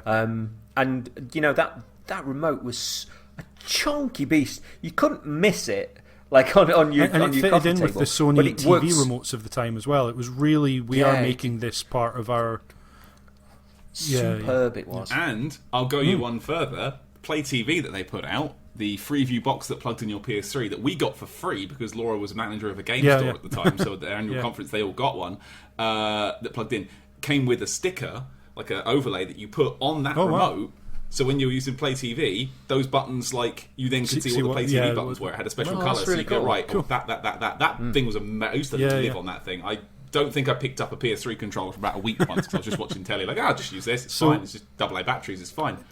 I'm sure there were media remotes for PlayStation 4. I've not seen an official one, and it wasn't something that was in my mind to pick up because PlayStation 4 never had a 4K Ultra HD Blu-ray drive, which is what if I buy physical films, it's going to be a 4K one because that's the best version for me to have. It's also the one that can't easily be streamed at really good quality because of the bitrate, and my internet connection's good, but it's not great. I mean, I also come from the sort of old school direction that I really love the director's commentary. Yes. Yeah. And the fact that navigating they're not menus with often, a game controller, often available on the digital version, or it's even I still find it very bizarre that it's not an audio option on something like Netflix. Yeah, because I really enjoyed that side. So Disney Plus is actually good with that. They pack in some extras with some of their films. So it's starting to happen in some places. But yeah, it definitely is something that gets missed. But anyway, I find it very interesting that the generation when Sony was shying away from the media side of things because they wanted to distance themselves from Microsoft's screw up, basically. The media remote was never, if it exists, was never well publicised. I've never seen one, and yet this time round we have a media remote. I could be wrong. I could be very wrong. I think my point still stands in that I don't have a remote for PS4. I did have one for PS3. CJ, it sounds like you're in the same situation. Paddy, possibly the same situation, although you've looked for one. And yet, here's the range of stuff, media remote, right there. It's got a 4K UHD Blu-ray player. I find it really interesting that that's a marketing shift for Sony. They have made a decision. Now is the time to put a 4K UHD Blu-ray drive in. They didn't even in the Pro, which seemed like an odd decision at the time, but the PR around that was laughable. It was as well. No one wants most people are just streaming these days. Nobody wants that, and I find that really strange like you it's say, the flip and the flop after, of marketing depending on what they want to sell you is weird. But after leading the way Blu-rays with and DVDs, DVD and with Blu-ray, I find that kind of shrug just quite. Which is really strange. befitting. I found it with the Pro, but it's really befitting of the Jim Ryan style of. We've talked about this before in the show. Of I will say what PR needs me to say right now, whether or not it sounds plausible, whether or not anyone buys it, who cares? I just need to say the thing that allows me to brush this whole thing under the sofa, under the rug. But Media Remote right there fits in, as you said, Paddy. This is a range of all of that looks gorgeous. All of it matches, all of it fits, all of it's going to look holistic in terms of when you put it all into your entertainment center and put it all there and it's all working and using, all being used, etc. It's really, really interesting. And on the assumption that the digital version will be cheaper is by precedent. You remove something from the box, it's cheaper. Carl, I think it was Carl, raised an interesting point when we were chatting about this on our Slack channel for caneandrinse.com podcast every week. Listen. Hashtag Patreon. He said, is there a world in which the digital version is actually more expensive because it comes with a bigger hard drive? Because if you're buying everything digitally, you would have to. Yeah. I don't see how Sony can pitch that and not have a negative response to it. But somebody's actually said that there's 3 SKUs on this. That there's the digital version, the disc version, and there's a 2 terabyte version. Because we know the proprietary, very high speed, super technically advanced SSD that's in this thing means that the amount of storage in it is actually slightly less than a terabyte. It's 825 gigabytes, somewhere in that region. It's not a full terabyte. But the counterpoint to that is even when you put a disc in nowadays, it installs maybe something from the disc and downloads the entire game anyway. So having a disc drive on it doesn't necessarily say. There are games where you put it in and it installs 5-8 gigabytes and then downloads 20. And so it's kind of a moot point. You probably end up installing all to the drive anyway, so maybe not. But it is intriguing to see what comes out about this digital edition. But because you see, I quite liked the Microsoft thing with regards to with the Series X with regards to your old external drives. Plug it in and use it as archive storage. Yeah, you can essentially use it as a garage, unlike your Xbox One. Original Xbox, like your indie stuff, will automatically run off it. But if you want something for the Series X to run, you literally move it from the garage onto the SSD. Onto the kind of driveway. It means that I've not just got a 4 terabyte drive that I'm not going to be able to use anymore because it's parking space essentially. And as you say, there will be plenty of games that don't necessarily make use of that high-powered SSD, so those can run off USB 3 connected external drive. Yeah, that's kind of cool. Yeah, Paddy, we've waffled, and I'm sorry. Please. Yeah, I've just been sitting here quietly because Because is there any discussion you can't turn into talking about Microsoft? let's find out. Let's find out. But we are literally directly laying these two you're out not. and trying to figure it out. I haven't said I like the look of the machine. I was one of the people that kind of, when I saw it, I was like, that's sexy as fuck. And that's even before I saw all of those accessories, which Apple-tastic, and I love the way that they match. And I'm one of these people that's not like, oh, but imagine it in black. No, it looks lovely in white. Yeah. All of that looks lovely in white. I think the machine looks great, and I think that the games that they've lined up in this showcase, there's tons of that I really want to play, and one obviously in particular. But yeah, I'm excited. You beat me to it by a second. If you're gonna say that, you have to sing it. You can't just say Bugsnax. You go, Bugsnax.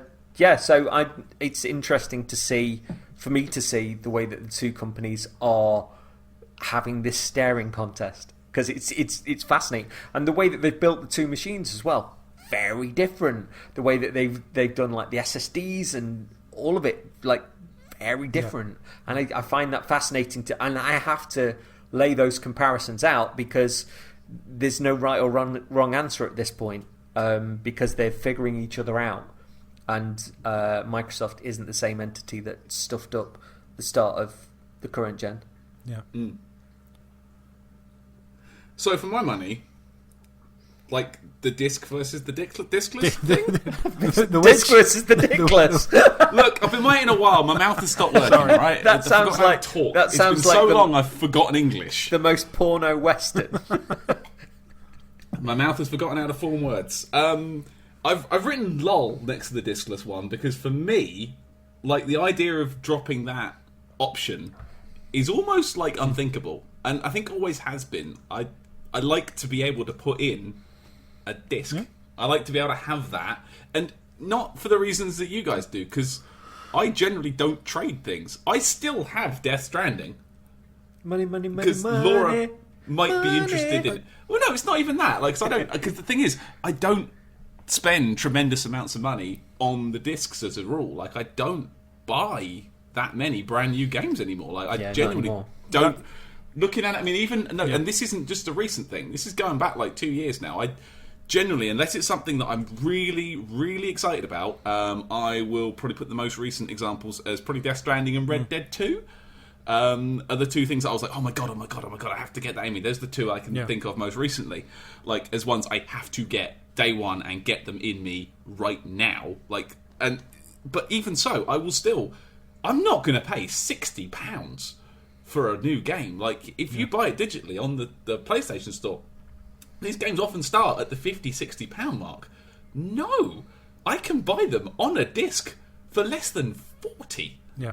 Every single time. Why would you pay that much? The amount of stuff that we've seen that like Game Collection has for like, and say 40 quid even before they do their, well, if you pre-order you get 10% off if you're pre-ordering like a few of them and stuff. Put a couple on points. Yeah, it was that, and I think I got Death Stranding and something else that I put on pre-order at the same time and got an extra 10% off at the same time. And it was like, it feels mad to me that if they're going discless and you've got a discless box, which I get that some people want because they don't want to have the clutter, and I do understand that, but I think the point for me of a discless machine is that it's got to be cheap enough that you can. The downloads have to be at a point where if you don't like the game, you've just blown 60 quid, and that 60 quid is gone. Like, I don't know what the refund policies are going to. I know some differences. They've been playing and toying with different refund policies for different systems these days. But like for me, like to throw 60 quid at a game that I might not be that sure about, but I'm interested in, but you don't know.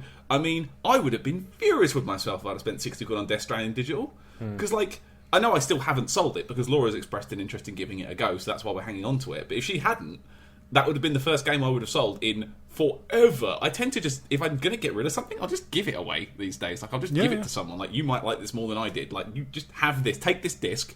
Here we go. Flashback to the original PS4 one. Take this disc, put it in your machine, and you can play it instead. How about that? Adam Boys. Adam Boys and your boy Shoe.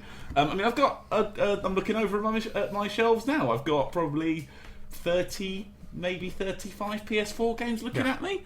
Am I still going to put them in? Many of them in these days? No. Do I like having them? Yes. I've still got a couple of boxes of PS3 games. I've got a couple of boxes of PS2 games. Whenever we get asked a question on One Bro about like which old property, someone asked one the other day about like what old game would you like to see a film or a TV show made out of, we can see the PS1 games from where we're sitting on the sofa. So inevitably we're like, oh yeah, Mr. Driller, I'd watch a TV show, Mr. Driller. Oh, I'd watch Croc the movie. Hell yeah, I'd watch that. Oh, Medieval, the cartoon show, I'd watch that. That looks good. And you can kind of like, I like having these games. I like being able to look at them and seeing where I've come from. I think with a full digital library, you just forget about stuff. Because I've been going through recently. So again, because we've been locked down and, I want to try different things out, trying to get through the backlog a bit. And, we've all picked up games. I mean, you've got PlayStation Plus that I picked up endless things from and stuff you bought. I mean, I've got a library of about 400 games on the PS4. And it's about 400, 450 odd is what I've got from Plus, from picking things up digitally on sale, that sort of thing. And I've gone through, and I don't recognise half of them. Like, I don't know what they are. I don't remember playing them. I don't remember, like, when I even got them and, like, downloading them and trying them. Like, oh, well, this is nothing. But, like, you don't they're not immediately in my brain. I'm surprised when I go through like this because I don't know that I've got half of this stuff. When you've got them on your shelf, you can go, that, and that. Those are games. And yeah, I do still buy stuff digitally when it's on like a good sale. Like, dab, come to me. Monster Boy? Elix, Monster Boy, yeah. I kind of balk at the idea of paying like the digital full game prices, but like when the sales are on, hell yeah, I'll throw a few quid in at a sale, no problem at all. And you know, does that make me a cheap man? Yes, it probably does. It makes you smart because you're not overpaying for something you don't know you're gonna like or not. You're waiting till it suits you. Yeah, absolutely. And I would argue if we're gonna live in this sort of digital only machine, I think trials and demos have to be something that you say, this is something we put our money behind, or you get a half an hour trial or a demo. And I know that these are hard to put together for a dev. They've got to basically pull a chunk out of their game and reformat it so it's just a single working thing, or some sort of timed trial or something like that. I think if you're going to be in a position where you say, right, you can only download games, I need to know that they're good first. I need to be able to have or your returns policy that gives you 2 hours worth of playtime, say on Steam, and that needs to be rolled out to consoles and needs to be a case of it's not returned because it doesn't work. It's not returned. You can return it just because you don't like it. The problem, obviously, then is if you're developing a demo or a trial, is that just the beginning of the game? Because that might not show the game off well, or if it's going to be everyone can play the first 2 hours and then potentially return it, that means you front load that 2 hours and make that the best 2 hours you can possibly sell someone, and then 2 hours and 3 minutes in, does your game need to be good anymore? Literally on a timer, yeah. Changes game design. Then again, I mean, that says nothing about the length of the game either. Like, you take a game like Monster Hunter. Me and CJ, we've been playing it again recently. How long did it take us before we could even play co-op? It was a couple of hours of game before we could even properly link up. Compare that to Journey, Gone Home, something like that. Something short, sweet. 2 hours, you could be done. And you could just return it, and no harm, no foul, you are done. Like, I think that's where... I think it needs to be... what's the word I'm looking for? Like, nuanced. It needs to be a bit more dynamic. It needs to shift to the length of the game, and I mean, we were talking earlier today about the fact that those betas with Monster Hunter basically told you if you were going to like the game or not, because you'd been given a good enough slice to make an informed decision. What we're talking about the refund policy, this relates back to PlayStation being quite anti-consumer in the last generation with regards to a lot of their attitudes and the fact that they're now being forced to do refunds after standing their ground for such a long time. I'm not so sure that they'd do the 2 hour limit.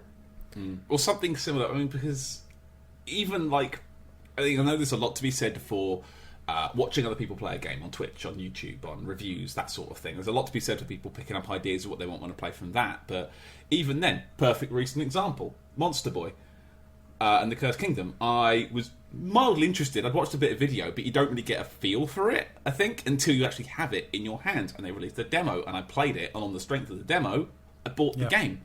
Would I have bought it off of a YouTube video? I don't know. Like, I don't think I would have. Whereas actually getting my hands on something... I mean, back in the glory days of bloody the official PlayStation magazine, where I'd buy that every single month without fail, because I'd get anywhere from 8 to 12 demos to play, plus some videos, and, like... It was great. And the magazine, it was basically a propaganda machine for the first-party stuff, and everything else was pretty fair otherwise. But, like, it gave you an idea of what you wanted to play. Like, you know, we can bang on about demos, because I think we've probably talked about this at length in the past as well, so I kind of feel like we're going back over old ground. But I think for a new machine, there needs to be an outlook of, put this in your hands, see what you think. If you like it, give us some money. That's fine. But I think for digital to make sense, there has to be... either a decent refund policy or a decent demo system, some sort of safety net, some sort of way out. So you're not just throwing 60 quid after 60 quid at these machines. And that's what these games come out with their digital deluxe editions at £85 or something for a... Jesus Christ, no. I'm not paying £85 for anything on a blooming game. Yeah, one of the discs I own is Final Fantasy VII Remake, which I picked up from Simply Games for 40 quid. I checked today because I thought, well, if I did get rid of this... what would it cost me to replace that digitally? It's still 75 quid. I think that's the digital deluxe, but it's 60 quid for the regular. It's more than I would have been comfortable spending for a series I've never played before, for a game that I thought, I like the demo, I'll give it a try. Simply Games, it was a no-brainer, even on launch day at £40, which is not an insignificant amount of money. I don't want to suggest it is. But knowing that, even right now today, I could go to CX and get £31 back for it, having played it and completed it to 100% platinum done, etc., I can still do that. That means it would have cost me £10 to play the game if I hadn't liked it. Whereas it's £60 if I wanted to get in on that at all digitally. But equally well, and it's gone. The return policy and the prices of digital games are not fixed in stone, and what I think we're going to see whenever we do get to a digital-only future is people's buying habits will change, because they won't, like, if you buy digitally a game for £60, you're not going to suddenly find £60 sooner than you would have done otherwise if you can't get £30 back from trading it in. There's just straight off the top of my head figures that happen to relate to Final Fantasy VII Remake. So what's going to happen is either prices are going to drop quicker because people are going to wait 6-12 months to pick up a game, or we're going to see a more generous return policy, or, and maybe this happens, maybe it doesn't, depends how greedy the platform holders and publishers want to be, is if discs do eventually go away in 5, 10, 15 years, whenever it is, does that mean they then start dropping the digital price because they don't need to appease physical retail stores anymore? So do we see a £60 game come down to £40 in order to encourage more people to take the chance? And in theory, a digital game should be, I know this is probably, simple thinking, but it. should a digital game not be cheaper anyway, because you're just downloading the data, whereas a disc has to have, be made. It needs to be a physical object and be shipped to a store and pushed around and given store space and merchandising amounts and space and stuff like that. It costs money to make this thing to give you. Like, it should be cheaper. Like, at least the same price. It is a bit more. It is a little bit more muddy than that, because digital purchase, you not only have to provide the server space for someone to go and download that game, you have to provide that in perpetuity. And I could delete a 100 gigabyte game and then reinstall it next week, and delete it and reinstall it and delete, and you know what I mean? That has to happen for years after I've bought it. Potentially, if if Sony and Microsoft can, indefinitely. I should always be able to re-download that. So it is a little bit more woolly, but that said, when you put a disc in, more often than not, you're downloading stuff as well. So it's not as easy a divide as. So and you've got a retailer taking a cut of the disc game that you don't digitally. So, and I was going to say to you, like, but who removes and downloads and re-downloads and undoes that? If you've only got a hard drive with a digital disc and you're buying a new game every month, that's what you're doing. You're going to be clear. I mean, I've got enough problems on my PS4 with a 500 gig hard drive. I think there's a lot of people as well that day one isn't the same as it was even at the start of this gen. That things are getting patched to such a degree that maybe you're only seeing the proper version of the game 3 months down the line. Especially these more how do I say it? Like these more experimental, open, like No Man's Sky is the perfect example of this. Any games as service stuff is unrecognisable.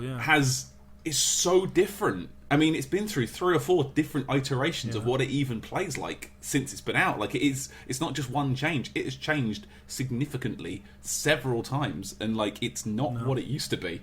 And is that an argument for waiting for these kind of but I don't even mean that like a new game like Control or something like that, where it comes out where there were technical limitations and there were problems with like screen tearing and across all the different formats, and I don't think that really ironed itself out for a long time. So whereas a lot of folks I know would have been like, day one pre-ordering, because that had been really instilled into all of us, were like kind of more, I'll wait and see how it stacks up at Digital Foundry, and if it is in trouble, if it's not what it should be, I'll wait until it hits 25 quid, or I'll wait until you know what there's I mean? been Because, a patch to sort it out, or because often there's a pause on the those invisible number that's in your head, the invisible number you think, I'll give it a go for that. But often there is a pause on those sort of games when problems are identified. When people just go, "Oh, I'll leave that a bit." And oftentimes, like with Control, I was like, "Well, when he hits about 20, 25 quid, I reckon I'm all right with that." But I can wait this out whilst they sort out the technical stuff. And can I give that a name? Can I give this a name? Can I call it the Laura number? Because whenever something new comes out, and I'm like, that looks interesting, she goes, 40 quid though, 25 maybe. For everything, literally everything. And we've had, not arguments, but discussions about Laura numbers several times. And again, I'm sure we will do come the end of this year when machines start coming out. And we've been pretty good at, where we've been stuck indoors and nothing to do, we've been flogging stuff on Facebook Messenger and eBay and stuff, like Lego sets we've collected. I've got rid of about 40 quid worth of Bionicles the other week, which is, just stuff we don't need anymore, stuff that now we've got the baby, we're thinking, do I need a box of Bionicles? I don't. I'll keep the 2 that I like and I'll get rid of the rest. And does that go in the new console kitty? But then when they reveal, as we were mentioning earlier, when they reveal the prices, what prices could they be? I'm of the opinion I think they're going to be fairly similar. At least maybe the Xbox Series X. Get better at names. Agreed. Yeah, definitely. Versus the digital version of the PS4, 5. Oh my god, my brain's falling out. Like the digital version of the PlayStation versus the standard version of the. Is there going to be multiple versions of the Series X? Do we know? Rumor is one yes. unit? Still up in. We'll find out. We'll find out in a month. Okay, but I can see them being fairly parity-wise. Maybe the disc version of the PS5 being a bit more expensive. But for all the talk that the Xbox is significantly more powerful in terms of teraflops, would that not make that more expensive? But if you argue that they're going to take a hit on the price, does it then balance out again? I don't think there's going to be this £100 gap that I think you guys have posed. I can't see it being 6. No way in hell. Like the numbers we've talked about with Laura is probably 5 max. I think any more than that, and they run the risk of calling back the PS3 get a second job days, and I don't think they want to do that again.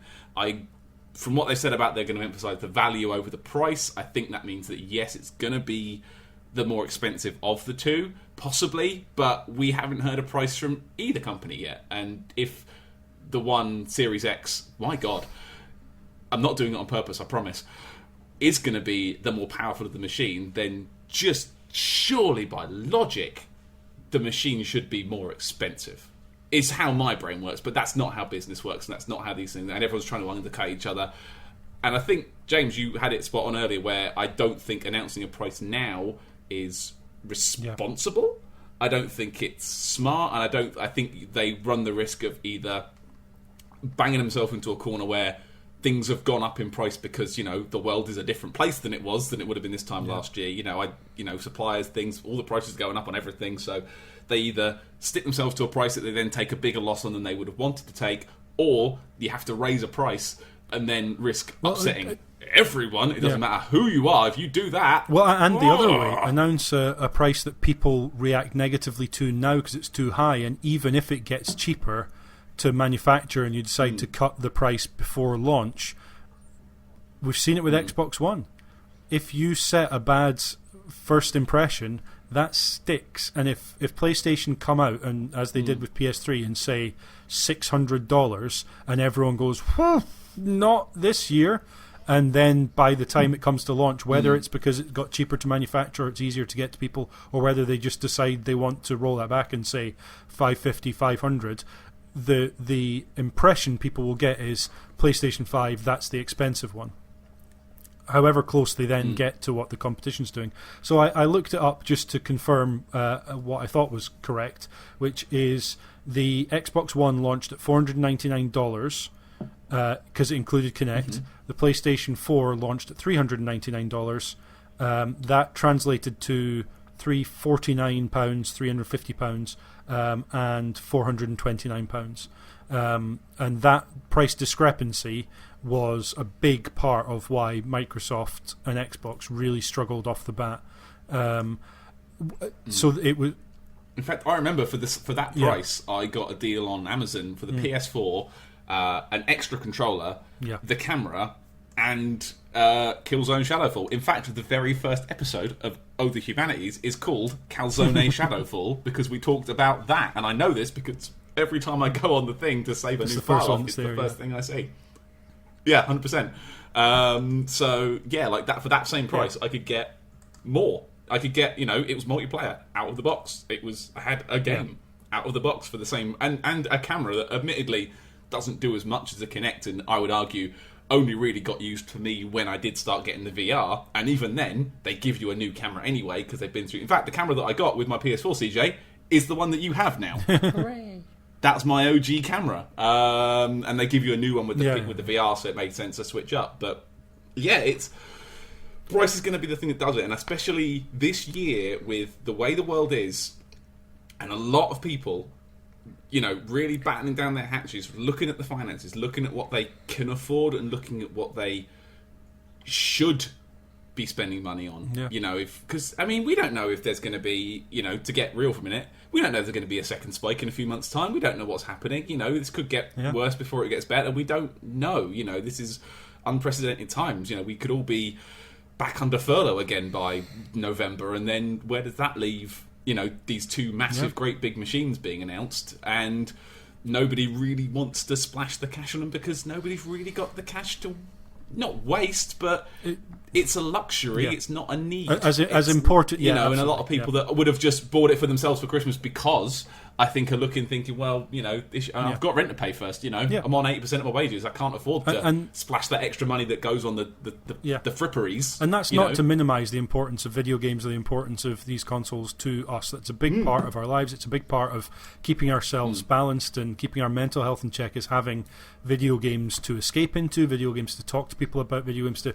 That's an important expenditure and part of my monthly budget. Together. But it is one of those things where, for a lot of people, a time comes when they cannot justify the expense. And we're seeing it now. There are, in other areas of tech, launches of phones, etc., that we knew were due to be coming out by this point, have just disappeared. They are just not happening. Whether that's production, whether that's shipping, whether that's just not expecting that the market the market is there for a $400, $500, $1,000 phone to be released. Who knows? But that puts consoles right in the same space.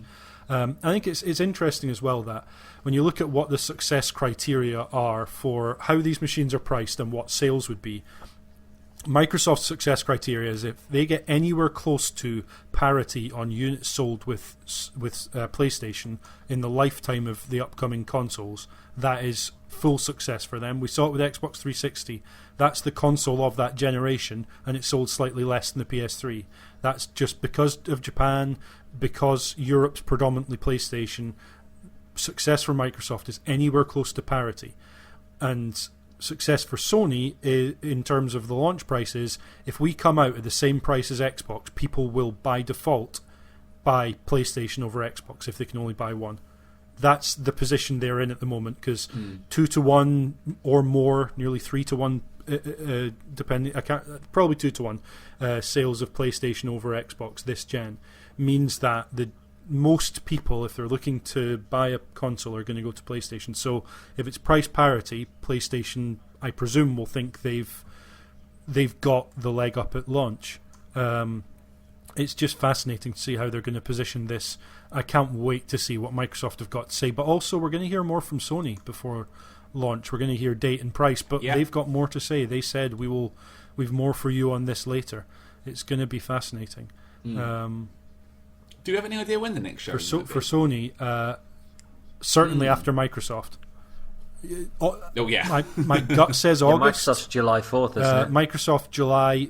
So Microsoft had said they're doing something every month, but the June date was never given and is not materialised. So July's the next one we know from them.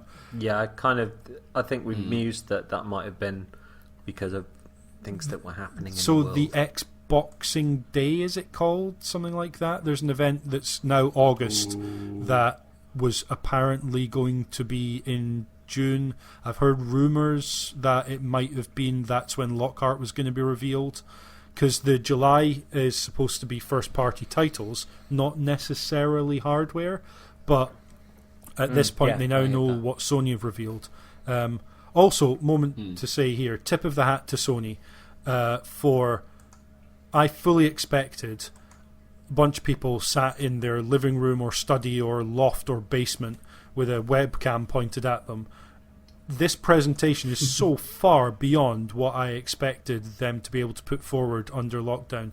It goes to show the amount of effort they put into creating something that would not look out of place as an E3 press conference.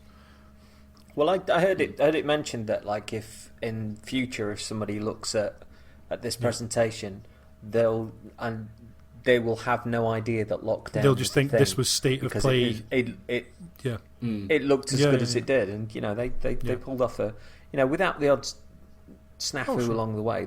They pulled out a set good a bar for conference Microsoft. that's had more views than the PS3 and the PS4 launch, I think. So it's the put highest together. viewed. I think it's the highest viewed console launch on the internet ever. Yeah. I think there were 2 million people watching it on YouTube at one point. Yeah, or something like that. It was stupid numbers. And this is now over to you, Microsoft, and I hope they ballpark it and then turn it back to Sony, and Sony then have to ballpark it, and that's the excitement for me, that there's two companies that don't seem to be up their own backsides, that seem to be wanting to completely aware of what everybody else is doing, and Nintendo are just sitting back from this, and their moment still whenever they fancy it. So I'm Can I say excited. on that point something that I want to just briefly touch on, which I wouldn't have seen actually, CJ, if not for you sharing CJ it was around. Not quite. No, this was the one sour note I think I've seen from the Microsoft team at this point was the immediate reaction after the show was from 2 or 3 of the accounts. I mean, Aaron Greenberg was one of them, wasn't it? I think the Xbox official account did it as well. We're like, by the way, this game, that game, that game, that game are also playable on our machine. The world's most powerful console. Lol, almost. And it's like, from everything you say, CJ, about a company that seemed to be confident in their direction, they know what they're doing, they know their products, they're working hard. This felt like schoolyard. It was weird, and I'm sure somebody said to me that after the Xbox stuff, PlayStation were doing a similar thing, but I don't really remember that. I don't think they did. For me, just be classy and wait until the next day, because you're not going to affect the news cycle by chiming in. You're just going to look petty by doing it. But if you then make those statements, away from what's going on, and just basically say like, oh, we're looking forward to this coming onto our new machine. You don't even need to reference that, oh, that's also coming to us. Just do that on a different day, and you then own the news cycle. Yeah. Like, whatever Microsoft were trying to do, that's still... You're not going to affect the news cycle at all. You're just going to look petty, and you're going to look reactionary at a point where you've seemed super confident that you got your roadmap and you're sticking with it. Everybody's driving forward with Phil Spencer's sort of vision and stuff. It seemed really out of character, and as if somebody, I don't know where down the line, just went, well, this is a good idea. Yeah, just do it. Don't clear it, just do it. Because several accounts, 2 or 3 of them, all did it at once, didn't they? Yeah, within 10 minutes of the show ending, it was too quick. You're like, where's the class? Where's the brilliant show, guys? And that's the thing. That's exactly what I was going to say. Phil Spencer set the tone on this. They're usually good at that, aren't they? Amazing showing, congratulations on your PS5 reveal event would be exactly what I would expect him to say. And it's weird that other execs at Xbox would not take the lead on that being the response. And the other thing is, I went to my YouTube subscriptions page, because I'm subscribed to the official PlayStation account, the official Xbox account, and what you see after this is immediately PlayStation account will have, here's this trailer, here's this trailer, here's this trailer, here's this trailer. They'll break it all down and they'll put the official trailers out. And what you see is, and here's all the ones for the same games for Xbox, because they all get released at the same time, because that's when the publisher or the developers said, we can now put this trailer out. So they all go live at the same time. So it's not like people didn't know that. And absolutely, after the Xbox thing, you saw people say, well, Assassin's Creed's on PlayStation as well. But I certainly didn't see it from PlayStation execs doing that. I didn't see it. If it happened, maybe it did. I didn't see it. To be fair, I hadn't seen that. I knew that one account from Xbox had done that. I didn't realise it was 3 until you just said. And it is a weird look. What I was going to say is interesting, I think, is a good move, is in the run-up to this event, and part of the reason why so many people watched this PlayStation 5 reveal, Sony did a lot of advertising in social media, on YouTube, on all the places you'd want people to know that this reveal was coming up. They put a lot of money into getting that out there so people knew. And this week, I have seen quite a lot of Xbox One, world's most powerful console, adverts on my social media as well. So Microsoft are now saying, right, Sony had their moment, let's start ramping up our advertising for our reveal in July, in 3-4 weeks time, whenever that is. So from that point of view, great. Give Sony their moment and then start setting the table for your moment. That absolutely perfect, especially given Sony set the bar incredibly high, that I would like to think Microsoft are now looking at what they've got and working out where they can tighten it up, where they can raise their game, where they can polish stuff, re-record your interstitial bits if they don't look as good as the Sony talking heads did between theirs. Get better Get Zoom a green backgrounds. screen sent out to everyone, re-record that stuff, get someone on it to sort Jesus.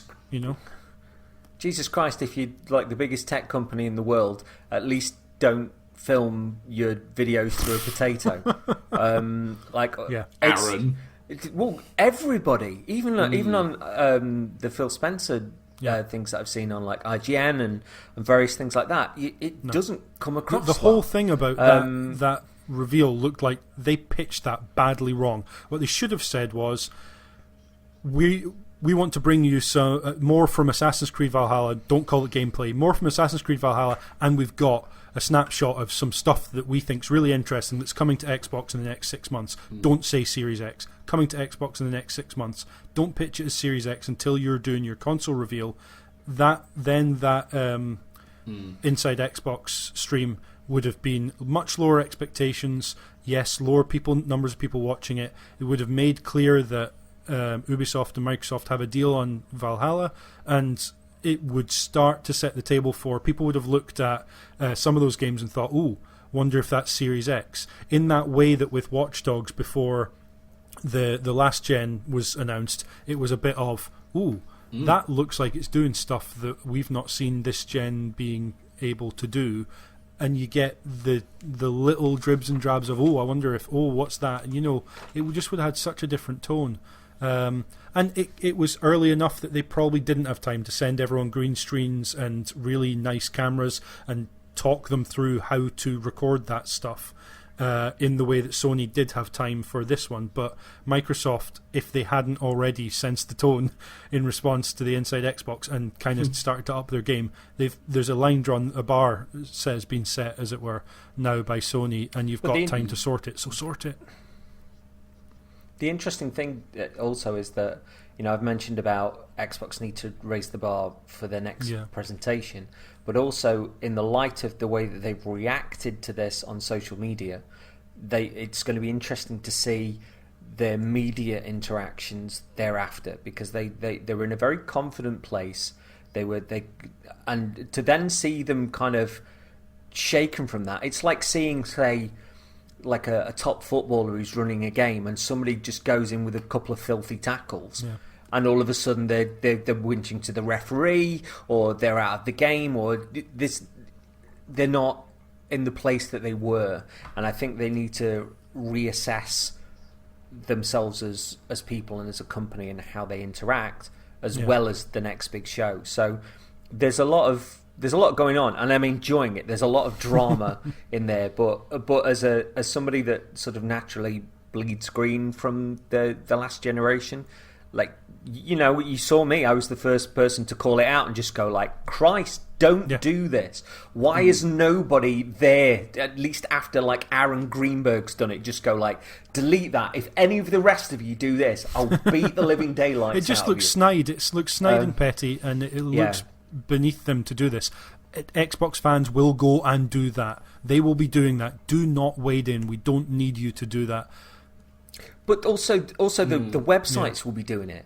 If they hadn't come out and done that, at least until say the next day and just gone like, oh well, we are looking forward to this, this coming out. You're telling me that Kotaku, that Polygon, that Games Radar aren't have gone, well, half of those games are also coming out in Series X. They've done your dirty work for you by doing a journalism. Yeah.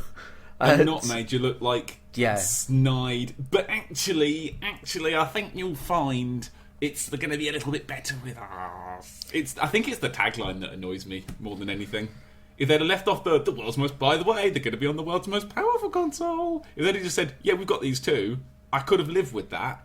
But it's the taglines make it seem more like a corporate decision. But they you know what I mean? Like they didn't need to do that until the day after. You can let somebody have their day in the sun after an amazing conference and compliment them for it, and then kind of reassess and just let the official Xbox account go. By the way, we're looking forward to this coming out. And as James was saying, like the branded trailers, the Xbox branded trailers of the games that are coming out from that, you can kick out on the official Xbox Twitter. You don't even have to have any of the personalities involved. Even say you may have seen this really cool game at the PlayStation 5 reveal last night. Well, here's our trailer for it. You can even say that if you want. It doesn't need to be we have it as well. You can say I don't think they need this one's not an exclusive, but we have it anyway. They need to do that. That to me also seems a little bit snide, because people will fill in the blanks with that. People go and like I say, put it under the anonymity of the Xbox official media account on Twitter, because that's where all your announcements will go anyway. That's where your trailers will go anyway. And I don't know. I mean, I worked in marketing and advertising for a long time as well, and I don't know why somebody didn't just go, "What's going on?" And for Greenberg is high up. Like, he's a big head in. He's a big name. All right, let's not insult the man's head. Your bods look. Okay. It makes the heads up, like the higher ups, look petty and childish, and the optics on that are just awful. Especially awful. Why would you want your team to look like that? I mean, the embarrassment that the teams are like, oh, why? No, don't do that. But, I mean, we've called out like the snafus that Ryan's done in the past, and you don't.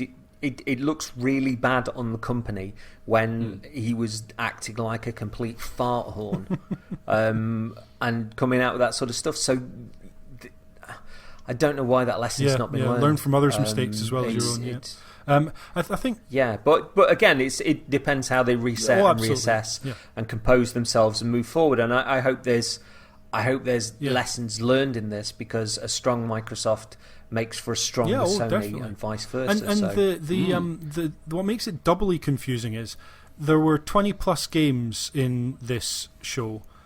I've just been back through, and actually, given what we now know about some of the exclusivity deals that weren't apparent in this show, there's actually only 5 of them that are also coming to Xbox.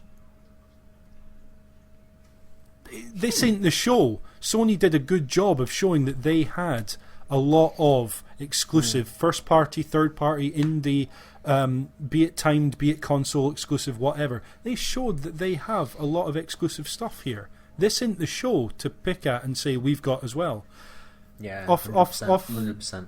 I think for all the flexing about like power that the companies are doing, for me anyway, it's games. Yeah. That's what I care about. Show me the games. Like, we know the machines are both powerful. Yeah. We know that. It's great. If one of them's a bit more than the other, fine. I don't care. If you've got brilliant games, you got me. Yeah. If I have a criticism of this show, I didn't see as much gameplay as I would have liked. There's still a lot of CG trailers going on. Yeah, a lot of in-engine stuff.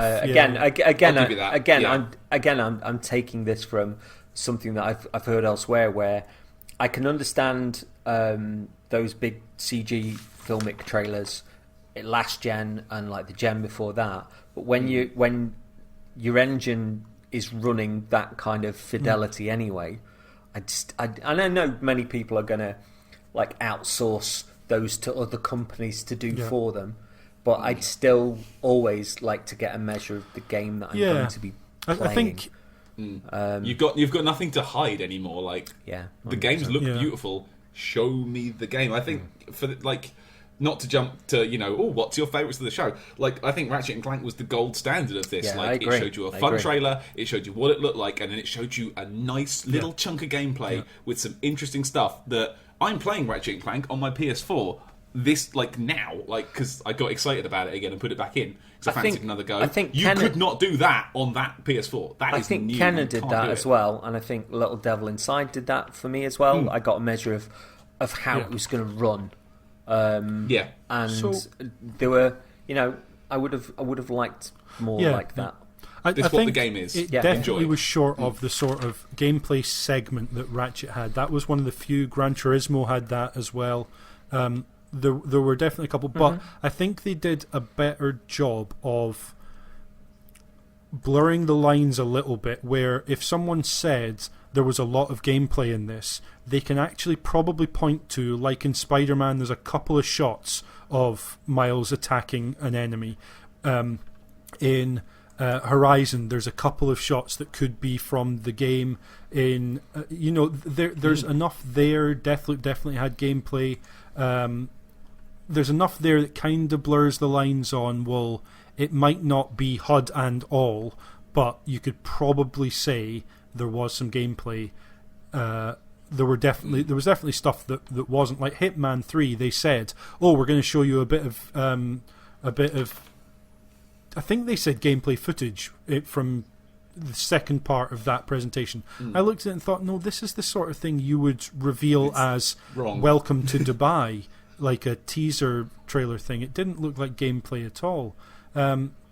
So it's one of those where they definitely didn't have we're going to put some gameplay in front of you and have a voiceover of here's what's going on and actually explaining or giving you a sense for moment to moment what you're playing. But a lot of the stuff did have in-engine footage, possibly snaps that were gameplay, but in the same way that probably people could point out stuff in the Assassin's Creed Valhalla that was technically gameplay, but it's like it didn't feel like gameplay. We didn't get a sense of, exactly as you say, CJ, getting a sense of the game is what's important. Whether you can technically call something gameplay or not is neither here nor there if you don't get a sense. Watching a Viking run 2 yards and then cut away does not gameplay make. And I mean, I know there's almost like a Michael Bay element to like snap cut, snap cut, snap cut, snap cut, but the thing that was the most confident about the Ratchet reveal for me was the fact that it was slow in us letting us marinade in exactly what was going on, and looking at the ray tracing on Clank's chin, looking at the floor, like seeing how that was the best advert for the SSD without saying anything, because of the bushes of the portals and stuff, and having a look at the various different weapons and the way that, and they didn't even have to go, well, in this game we have these weapons, and like, because you're seeing it all, it's a show don't tell, but then they actually brought a dev on, and then they gave us some more of it, and that was my favourite part. It seemed it was the slowest part of the reveal, but it was also the most memorable for giving an essence of what the PlayStation 5 can do over the previous machine. And the advantages of how pretty it looks and that SSD, and that was the sort of the litmus test, if you will, for how good that machine is. And I don't think I saw that in anything else on the system. And you could say that it's actually showing off that by giving you a game that's not dissimilar to what we saw in like PS3 and beyond, but it's actually within that beautiful core gameplay loop was there, but they were showing fans enough of how it's evolving, but also they were giving fans that kind of that little taste of like, this is why this machine is running it so much better. This is how it looked. We were saying it looked better than the film, and you were going to be able to control all of that. And Paddy was saying about he thought that one of the worlds looked a bit Jack and Daxter. Somebody else was saying like, oh, can you imagine if you if you went into Sly Cooper's world? Then somebody else said like, well, what if they went into Infamous? And that to me is like, that's been an interesting sort of thread to follow through with that little teaser that Paddy spotted as a fan. So again, like this continually blows up how great that Ratchet reveal was. And I know that you can say that there's marketing cycles for all of those other games, and but I still think that if other games took time out to do what the Ratchet, like if they showed you, rather than showing you the Demon Souls title sequence, if they showed you a bit of Boletarian Palace, if they'd have just ran that, not showing us, Flame Lurker, not showing us any of that other stuff, if they'd have gone into the run up to Boletarian Palace rather than doing the landscapes and then us seeing like the guy that was sort of swinging from the monster, if they'd have just had Shu go like, this game is near and dear to my heart, and then you just saw the really crisp guy like running up, and you'd be like, what is this? And people are going like, is it a new Souls game? And then you just get like Boletarian Palace on the screen. Like everybody would have gone like, a new Demon Souls would have gone, what? And everybody else would still be confused but invested. Then they'd look on their timeline and they'd be like, oh, it's Demon Souls. Oh my god, it's Demon Souls. And then eventually they'd catch up when the Demon Souls logo came up. I still think that would have done what Ratchet and Clank did to a degree. That it would have giving you a taster over just the kind of the title sequence. So I'm all for more gameplay in these things. I would argue this is what I was looking for when on the Xbox show when we were talking about this generational shift versus cross-generational. Show me something that cannot be done on the machines we have now. This was that.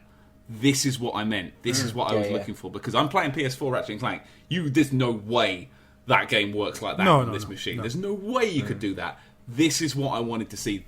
Show me why the new machine is important. Show me why it, making this next step up is great. And you are going to get a lot of games that are just the same as we've got now, but prettier. Not to dissuade sports games, but, sports games. They're going to look a bit prettier, but they're going to play much the same.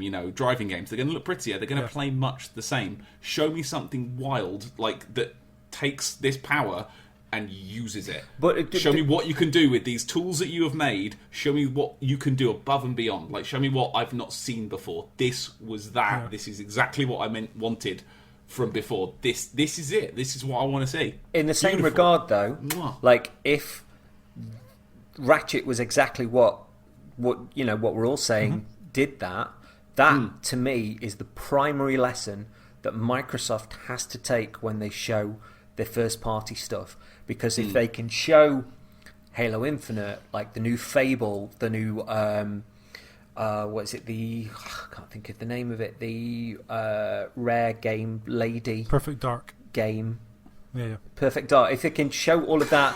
And I got you. I've never played it.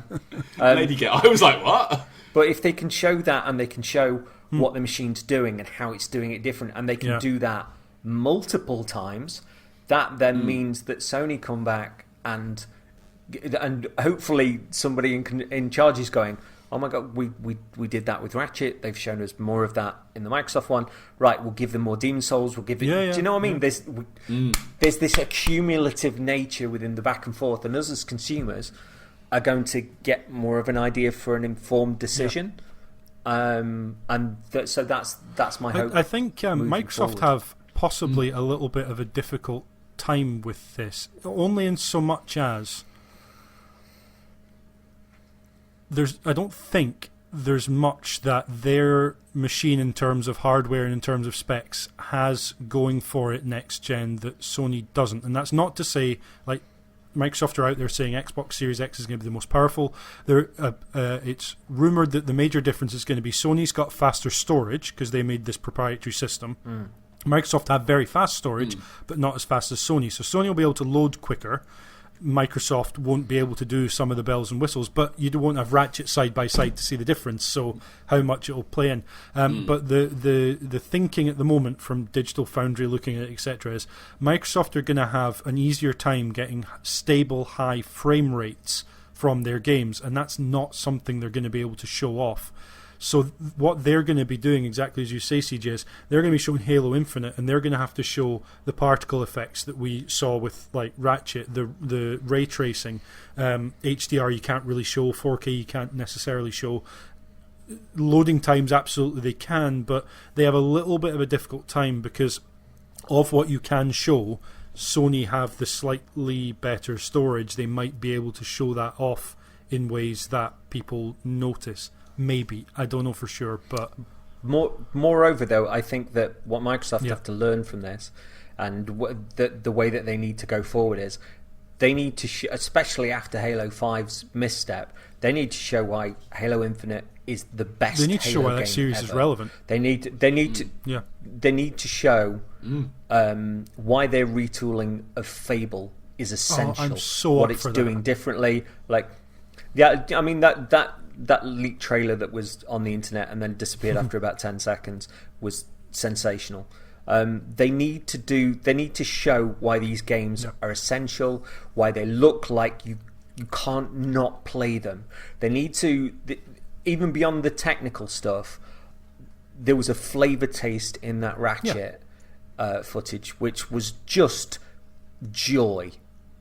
Absolute joy. I could even probably throw that out to like Destruction All Stars and like show me fun. Intrigue me with story.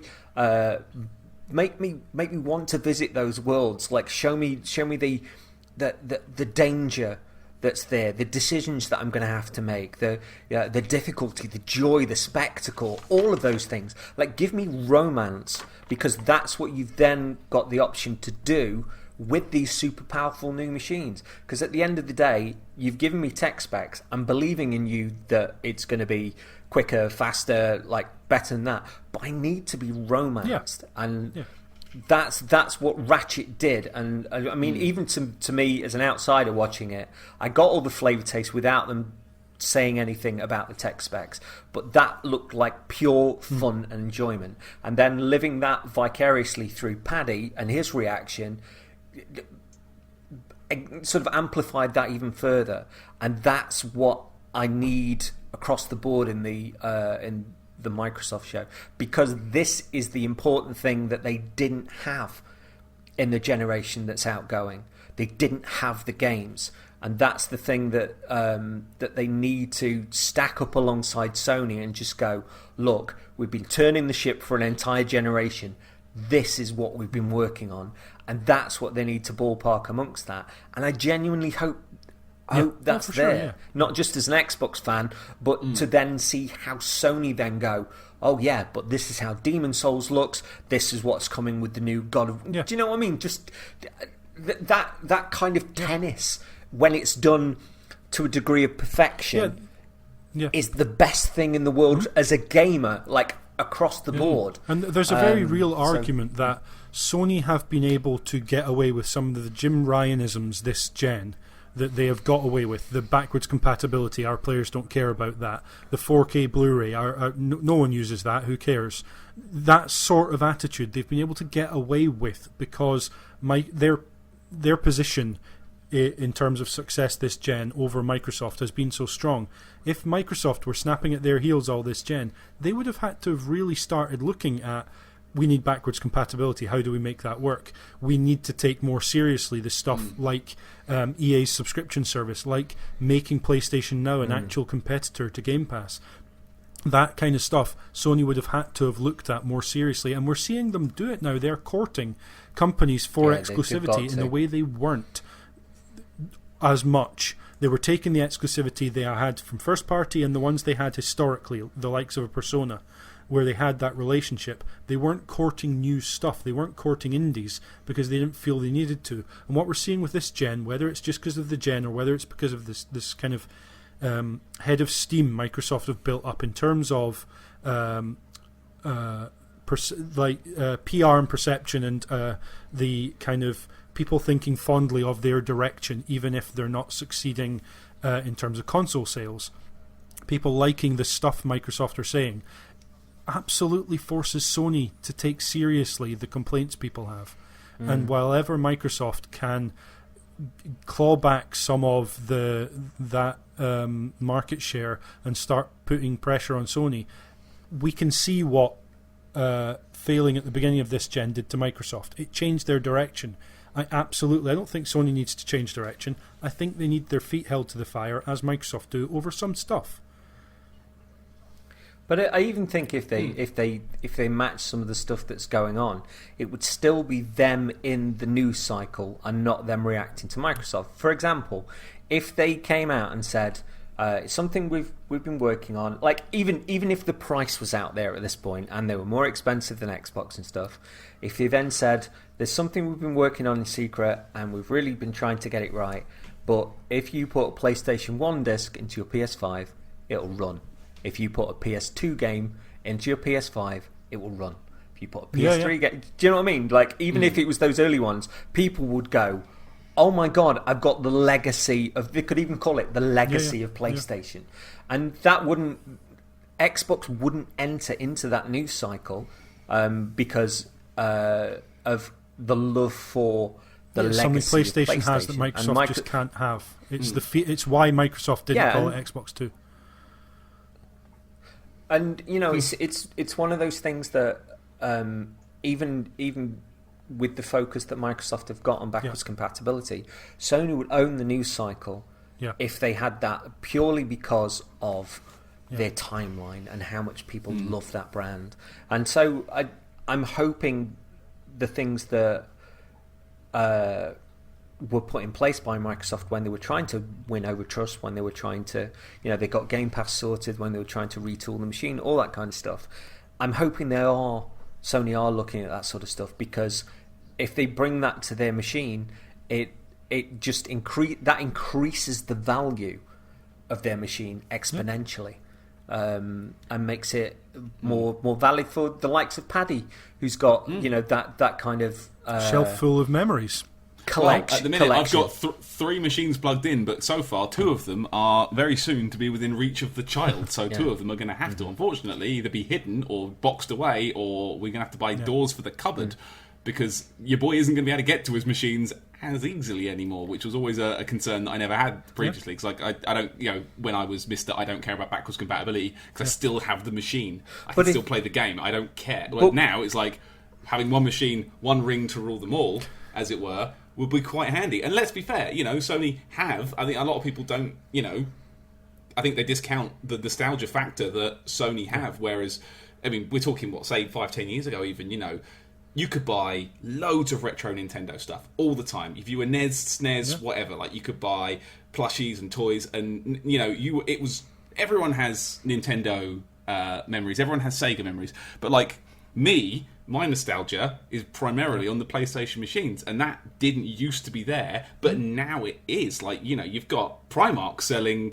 PlayStation old school like notepads and key holders and like all this socks, old school grey with the simple socks, this old design that really strikes a chord with us.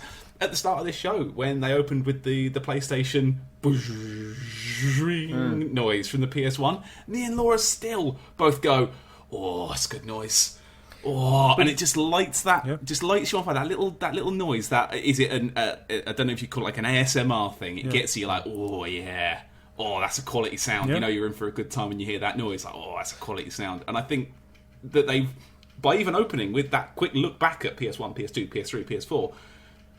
The interest is there. Like, if they come, like you say, CJ, announce, by the way, plug a disc in, it will probably work. Yeah, but you could even draw that out in the same way as Microsoft. Every second Thursday were just sort of right. These 4 games are now available on backwards compatibility. These 2 are being super up-resed, like 9 times resolution up-resed for Series X. Sorry, for Xbox One X. If Sony were we'll say that the machine was a couple of weeks deep, and then they said, "Oh, by the way, when the store updates on Tuesday, Alundra and Legend of Dragoon will now be available on PS5." Oof. And that's exactly it. Like, you just picked out 2 games, one for me and one for you, didn't you? Yeah. But that's the thing. Like, people would go, and you know, I like the fact that the Series X is going to, like, the original Xbox games are gonna, this technology there for them to run in HDR, and they're gonna do up the res a little bit for, you know, the sort of tellies that we've got now. But then if say 2 weeks later, sort of Sony then picked out another couple of oldies from yesteryear, and you can keep that going, and people would keep an eye out for it. You're staying in the news cycle. You don't even have to do that blanket, like, everything works all at once. No, it's better because it constantly looks like your company is working for you. Plus, there's that extra boost of, like, oh, I really want to play that again, and the now, anticipation for what might come next. Yeah, get people to vote on what are the games they want to see. Constant discussion. Yeah, but if you're doing that, you have to tell people well in advance of the thing coming out, because people make decisions based on the feature set that you perceive, and if they've got, you know, again, we're all spitballing. Yeah, this is all mind. This is a mind exercise. If they've got this backwards compatibility almost done, but not quite there, but they're not quite ready to show it 2 months ahead, they just have to come out and say, "Yo, this is almost here, arriving, you know, shortly after launch." Tell people, because by that point they may have made their decision, and it won't matter because they already have the other machine. I will also add to this for Paddy as well. If say they were doing the when the store updates, Alundra and Legend of Dragoon will be available on backwards compatibility, and Legend of Dragoon will be one of the games on PlayStation Plus this month. Don't even. Yeah, but you know what I mean. You can still tie that in. You're picking a game out from your library that maybe people have never played before, or they've only heard about. You're adding to the value of your system. You're getting essentially, like, quite a cheap game to put on PS Plus as maybe one of your 2 games in the kind of content drought that you will have for PS Plus with a brand new machine. You are then adding value from your own vault. You're continually amplifying the brand. I think it's a super important and real idea. talk. You say cheap. That game is £100, and we've seen that with. I saw a copy in town and I was upset because with Xbox Live Arcade and with backwards compatibility on Xbox, we've seen that games that routinely sold for that sort of sum have come to digital platforms, have come to backwards compatibility, and have been made available to people who just aren't going to spend £100 on a game that they maybe have a fond memory of. Like, as you said, Paddy, you wanted to, but you ended up not, because it's just not the sort of money you presumably could bring yourself to spend on it. Hey, I've got a real life example. When I was after university at home and had a bit of spare cash to spare after uni, I thought I'd treat myself to a couple of PS1 games that I've always wanted and never got. So I bought myself Vagrant Story and Grandia off of eBay, and I think I paid about 60 quid all in for the pair. The next month, they were both on the PS1 Classics for about $5 each. I was so angry. I was like, for God, pity's sake. I've still got the discs, I ain't getting rid of them, but it's like, for goodness sake. So that kind of makes me think, these old classics, wait, you never know. Perfect example, again, From Software, Full Metal Chaos. Metal Wolf Chaos, there we go. You know, if you could buy that with an original Xbox, but the game would cost you a couple of £100, whereas now you can buy it for 20 quid. But I think there's also stuff that often it's the smaller games that had a certain fan base, that fan base has grown beyond them, and also people would like to kind of try games that they couldn't get near, or they were sold out, or they didn't fancy at the time. Like, I remember when Republic Commando was announced on backwards compatibility, and they were basically saying that the Xbox One, because of the extra grunt, got rid of the screen tearing, and the frame rate was kind of steadied, and like the actual new machine gave like a little bit of a buffer to the technical struggles that were there originally. You know, you can imagine PS2 games kind of not having to maybe chug as much as they did, or there's a lot of stuff you can tie into this. And I know I know a few people were like, not just the Jim Ryan thing, but a few people were sort of like, well, who wants to play old games on a new system? And I think it's now come back around to a lot of people would quite like to play older games on the newer system, whether that be just having them again or having the option to buy them again digitally. And a lot of these companies are actually making money. What's it? They were saying that Rockstar made something like £2 million on the Xbox One X version of Red Dead Redemption. When it was available for a great example, because that's a game that's not come to PC, but and a lot of people, certainly myself, when a console is cycled out, next gen comes in, I don't tend to keep old consoles hooked up because I don't have the space. I don't want a console sat there for the once a year I want to play it, so it tends to go away, and that means it's out of sight. As you said, Paddy, if it's out of sight, you don't tend to think of it in the way you do if it's there on your shelf or in front of you. But so I tend to, if I'm not going to have access to a game on the console I got it on that's not backwards compatible, I'll pick it up on PC if there's a PC version. Red Dead there never was, so that was really important way of allowing people to play it without needing all hardware out. And further to that, the likes of Fallout 3 and Fallout New Vegas, those were games that were from Bethesda. They were predominantly PC, but Fallout, for a long time, Fallout 3 could not easily be played on any computer that had anything newer than Windows 7. So if you had a Windows 10 PC, you had to really start looking around to try and find what patches to get. And I really struggled with that. It was a game I got on PC because that seemed like the obvious place to have a copy I could play forever. And then Bethesda just weren't patching it to work with more recent operating systems. It fell out of the easy ability to play. Adding it to backwards compatibility, there you go. That Game of the Year copy that I've got sat in my cupboard is now usable for me in a way that it wasn't before. It's a great way of doing it.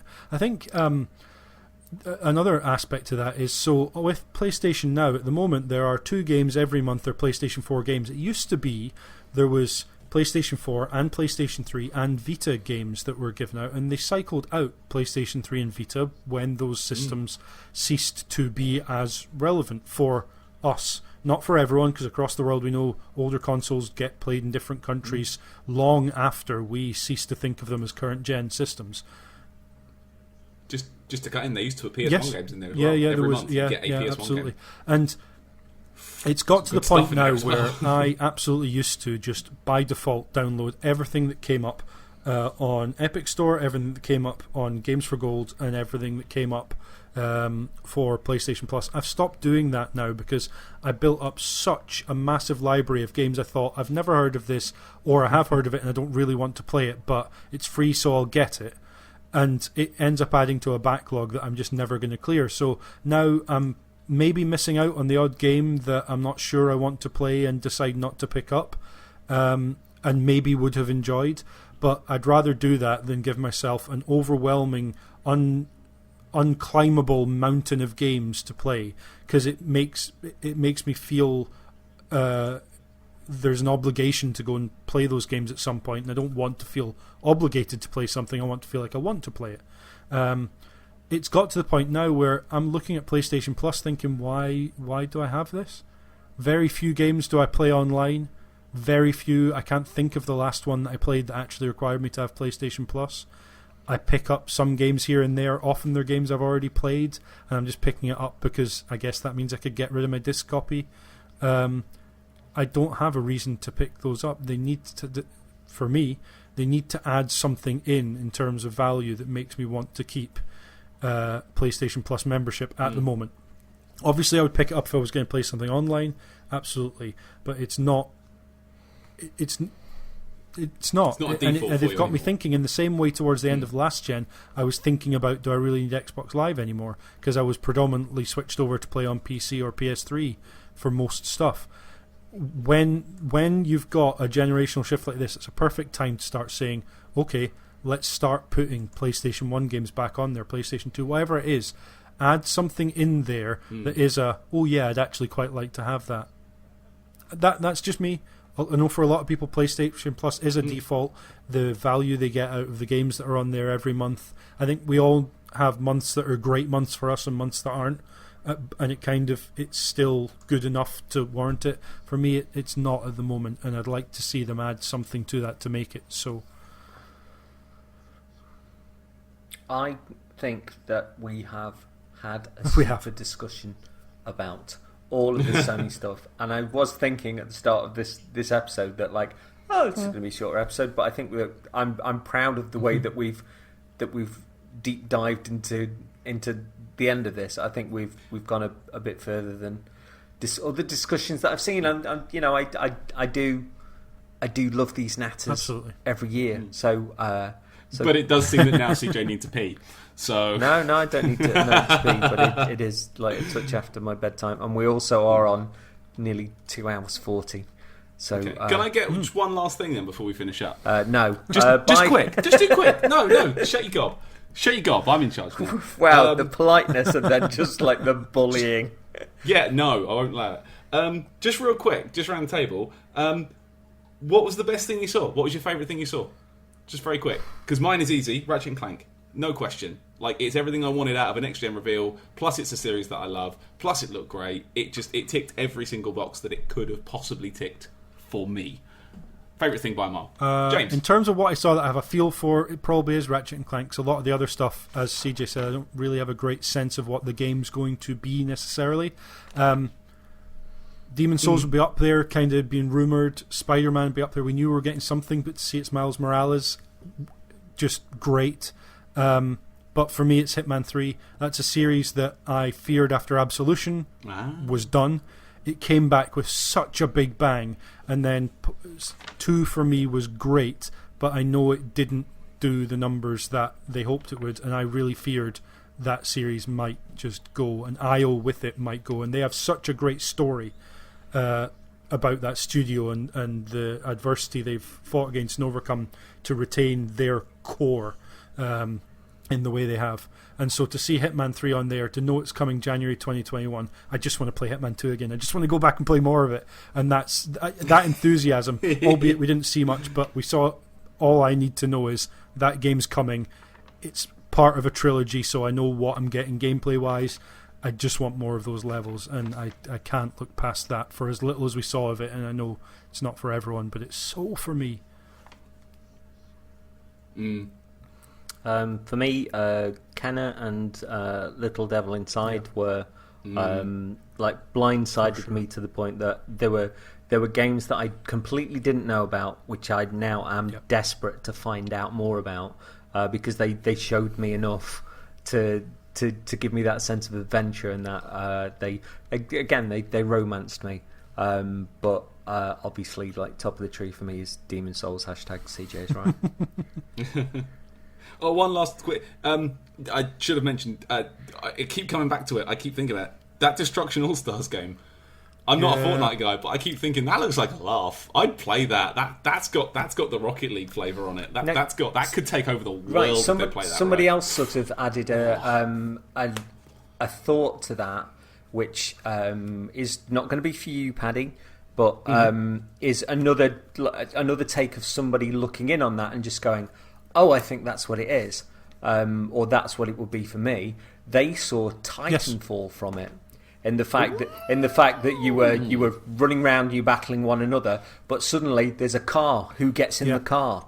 Like, are you more vulnerable in the car? Can you take down do cars more damage when in you're on the car? foot? Do you just have to survive long enough to call in your vehicle? I made reference to that when we were talking about it. I got big Titanfall feels from it. Hopefully, maybe. Prepare for Vauxhall Titanfall. prepare for Corsa. Yeah, the Fiat 500. That's what it would be, like driving with sliders on, and also a little Robot Wars as well. When the blades came out the front of the car and chopped the other one in two, it was like, oh, a bit of Robot Wars. That was tasty. Yeah, that was tasty. Yeah, I'm going. There's a lot of stuff on here. I'm for eager sure to see more. Yeah, definitely, 100%. What more can you ask for? All right, then, my brothers. See more. What more can you ask for? You can ask for more episodes, and there will be. And so we will see you soon. See you, Jimmy. I'll see you at EA next week. Goodbye. Bye.